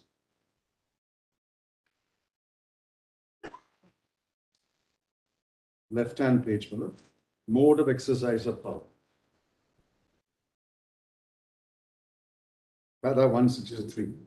That takes us to the next question, whether the power is exercised properly in a manner prescribed by law. The argument is that assuming that RBI has a requisite power to do what it has done, the necessary sine qua non is a satisfaction under Section 35A of the Banking Regulation Act as well as 45JA, empower the RBI to issue directions if it is satisfied. Satisfaction can only be arrived at by gathering facts, sifting relevant material from those which are irrelevant, and forming an opinion about the cause and connection between relevant material and the decision proposed to be taken. Please apply that standard to our case. Well, the other paragraphs I'm not reading. But you must appreciate the plot of this case in the sense. Yes. It is written as if it is like a movie plot. And it ends with the climax. Yes, starting with the storyline and plot and ends with the climax. My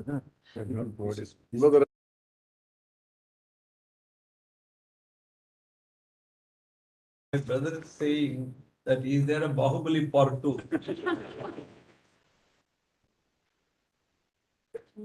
Well, kindly come to paragraph Folding the plot. 207.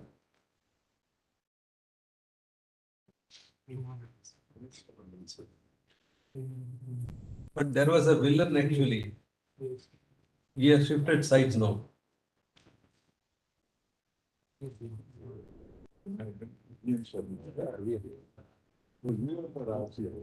Oh, yes. 207. This is important, Miller. Test of proportionality is applied.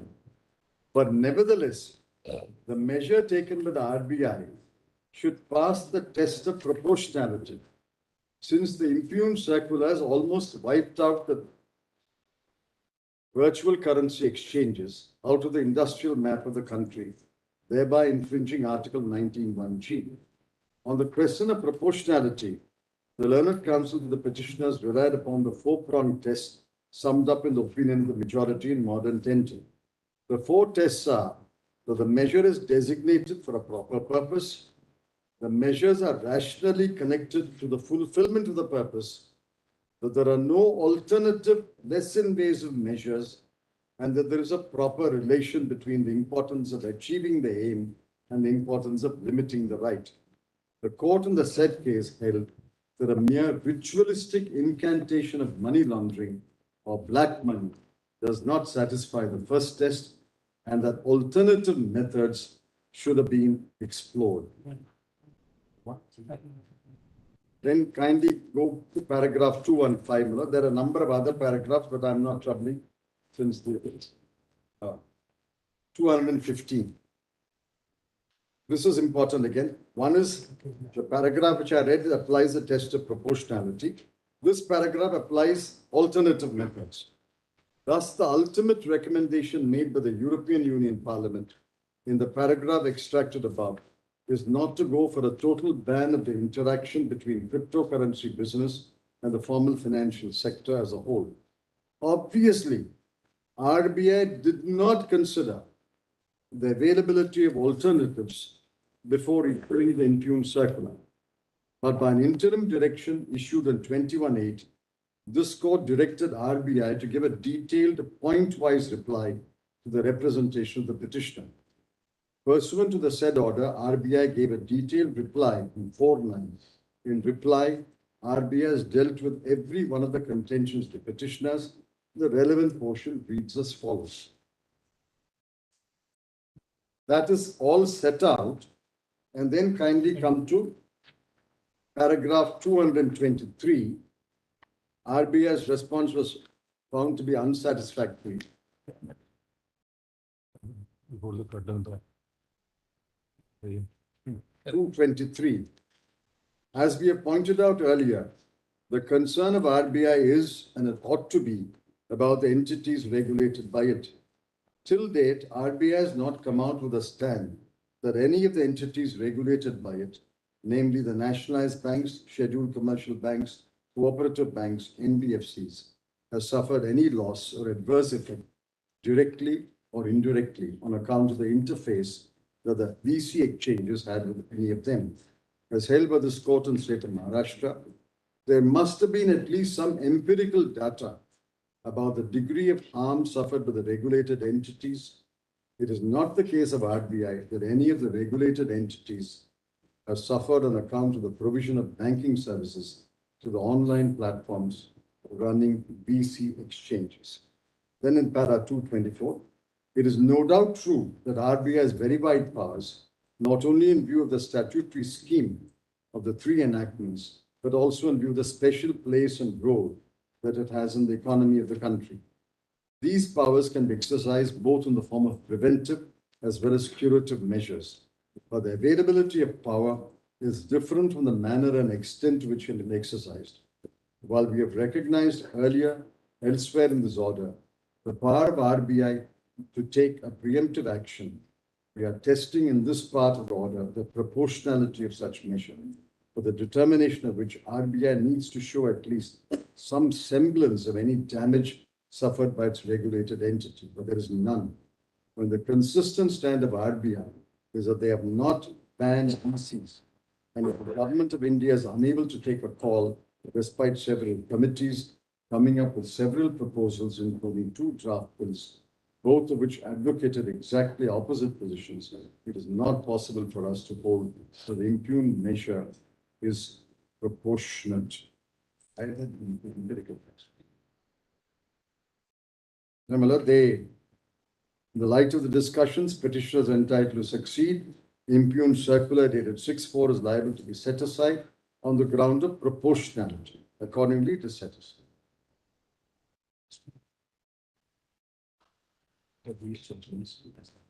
Well, the final judgment is Putaswamy, 2019,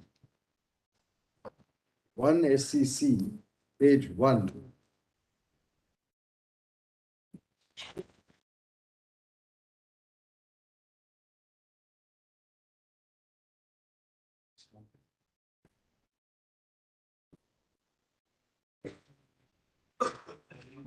This is the final judgment in this part, Miller.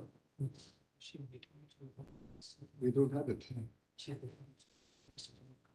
But in the meanwhile, can I read, Miller, my last judgment, 1982, 2 SCC 150, for the proposition that if you are relying upon Article 19(6) to defend yourself, the burden is upon the state. This is 1982. You got that? Volume 2 SCC. 2019 is not. Whichever.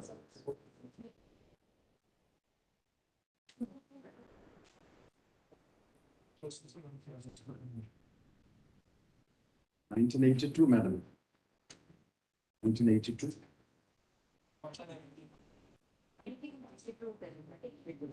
1982, 2 SCC. 115, only one paragraph, paragraph 19. But they have to justify public interest. They have, the burden is on them.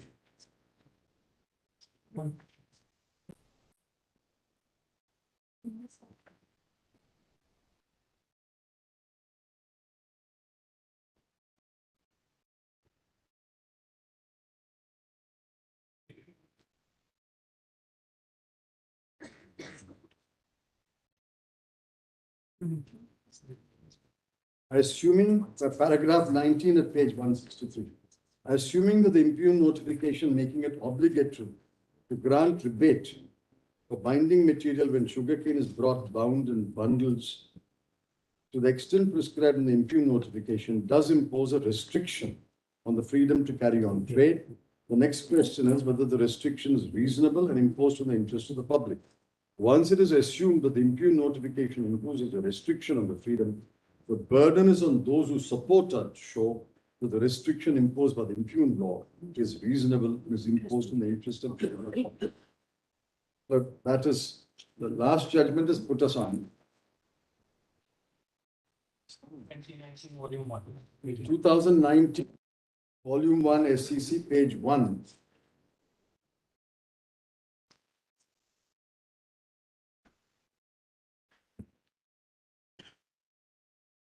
This is the lead judgment, my lord, Justice Sikri.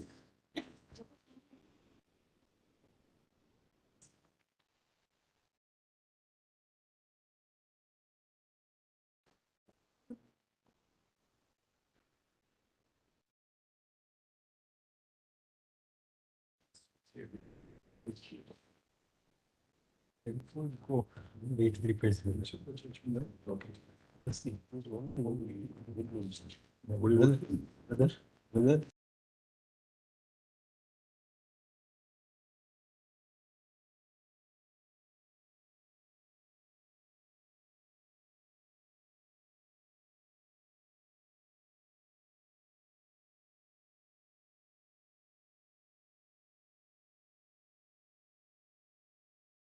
Paragraph 492. Nobody would keep black money in the blank bank account. Page 475, paragraph 492.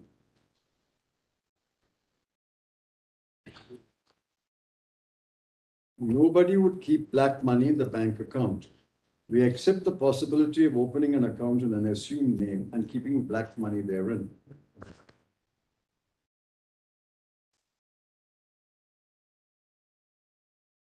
My lords have the book. Yes. However, the persons doing such an act, if at all, would be very few. More importantly, those having bank accounts of modest balance and routine transactions can be safely ruled out. Therefore, the provision in the present form does not meet the test of proportionality. Therefore, for checking this possible malice, there cannot be a mandatory provision for linking of every bank account. They were linking Aadhaar with every bank account.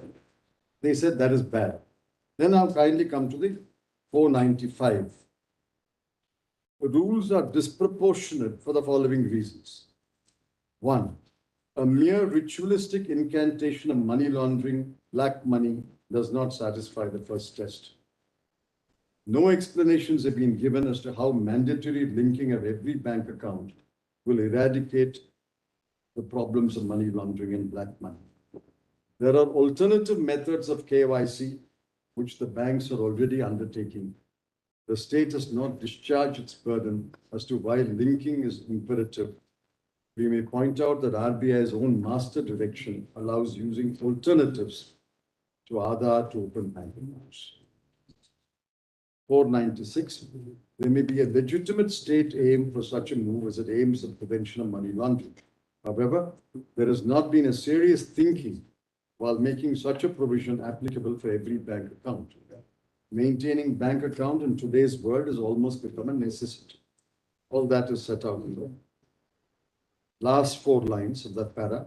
There should have been a proper study about the methods adopted by persons who indulge in money laundering, kinds of bank accounts which such persons maintain, and target those bank accounts for the purpose of Aadhaar, has not been done.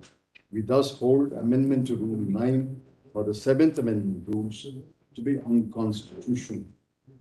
And then 503, we are of the opinion that only such a circular lacks backing of law, it fails to meet the requirement of proportionality as well. It does not meet necessity stage and balancing stage tests to check the primary menace which is in the mind of the responding authorities. There can be other appropriate laws and less intrusive alternatives for the misuse of such SIM cards by a handful of persons. The entire population cannot be subjected to intrusion into their private lives. It also impinges upon the voluntary nature of the Aadhaar scheme. We find it to be disproportionate and unreasonable state compulsion. It is to be borne in mind that every individual resident subscribing to a SIM card does not enjoy the subsidy benefit of services. We have therefore no hesitation in declaring circular dated is unconstitutional. Lord, I have to conclude by saying, did they examine any alternative methods to deal with fake currency, to deal with black money? There's no evidence, nothing has been stated in the affidavits. Well, in a demonetization is an extreme step, and I'm concluding with this. There are three ways in which you can approach the problems associated with currency. The first is to stop issuing that currency, non-issue or discontinuance. That is the mildest step. Whatever has been issued is issued. I will no longer issue, or I will discontinue issuing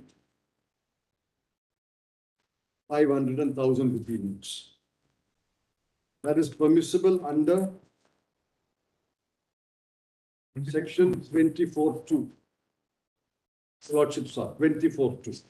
That is the mildest step. I find there is too much fake currency, too much black money stored. I'm no longer issuing 500 and 1,000. All of you do with smaller currency notes. That is 24(2). The second is what the RBI did in 2005, again in 2014, namely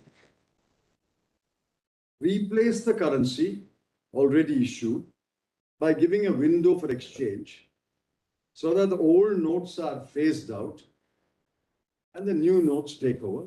The new note has better security features, better design, less copyable, and the old notes will be phased out. And those notes which are not returned will be immobilized and become a scrap of paper. That is the second step they can do. The third and extreme step is demonetization, which affects everybody in the country. There can be no citizen who was not affected by demonetization. That extreme step, your lordships have to apply more rigorous standards. Did you have the material? Did you consider relevant material? Did you eschew irrelevant material? Did you follow a transparent process? Did you spend enough time and apply mind to the consequences? On that color, I submit this demonetization hopelessly fails. If there is one major economic decision taken in the last 10, 20 years, which affected practically every citizen, which was demonetization. Therefore, that must be held to a much higher standard. And applying that standard, I would urge your lordships to declare that such a power is not available under 26(2). And if it is available under 26(2), then 26(2) itself would be unconstitutional. The process followed was deeply flawed. They did not apply the tests of proportionality. And therefore, your lordships may mold the relief. But I am anxious that your lordships declare the law that 26(2) does not contain such a power. For such a power to be exercised, you require separate legislation. Those are my submissions. What is this? I'm deeply obliged. Shyam Diwan, you can argue tomorrow. Very great.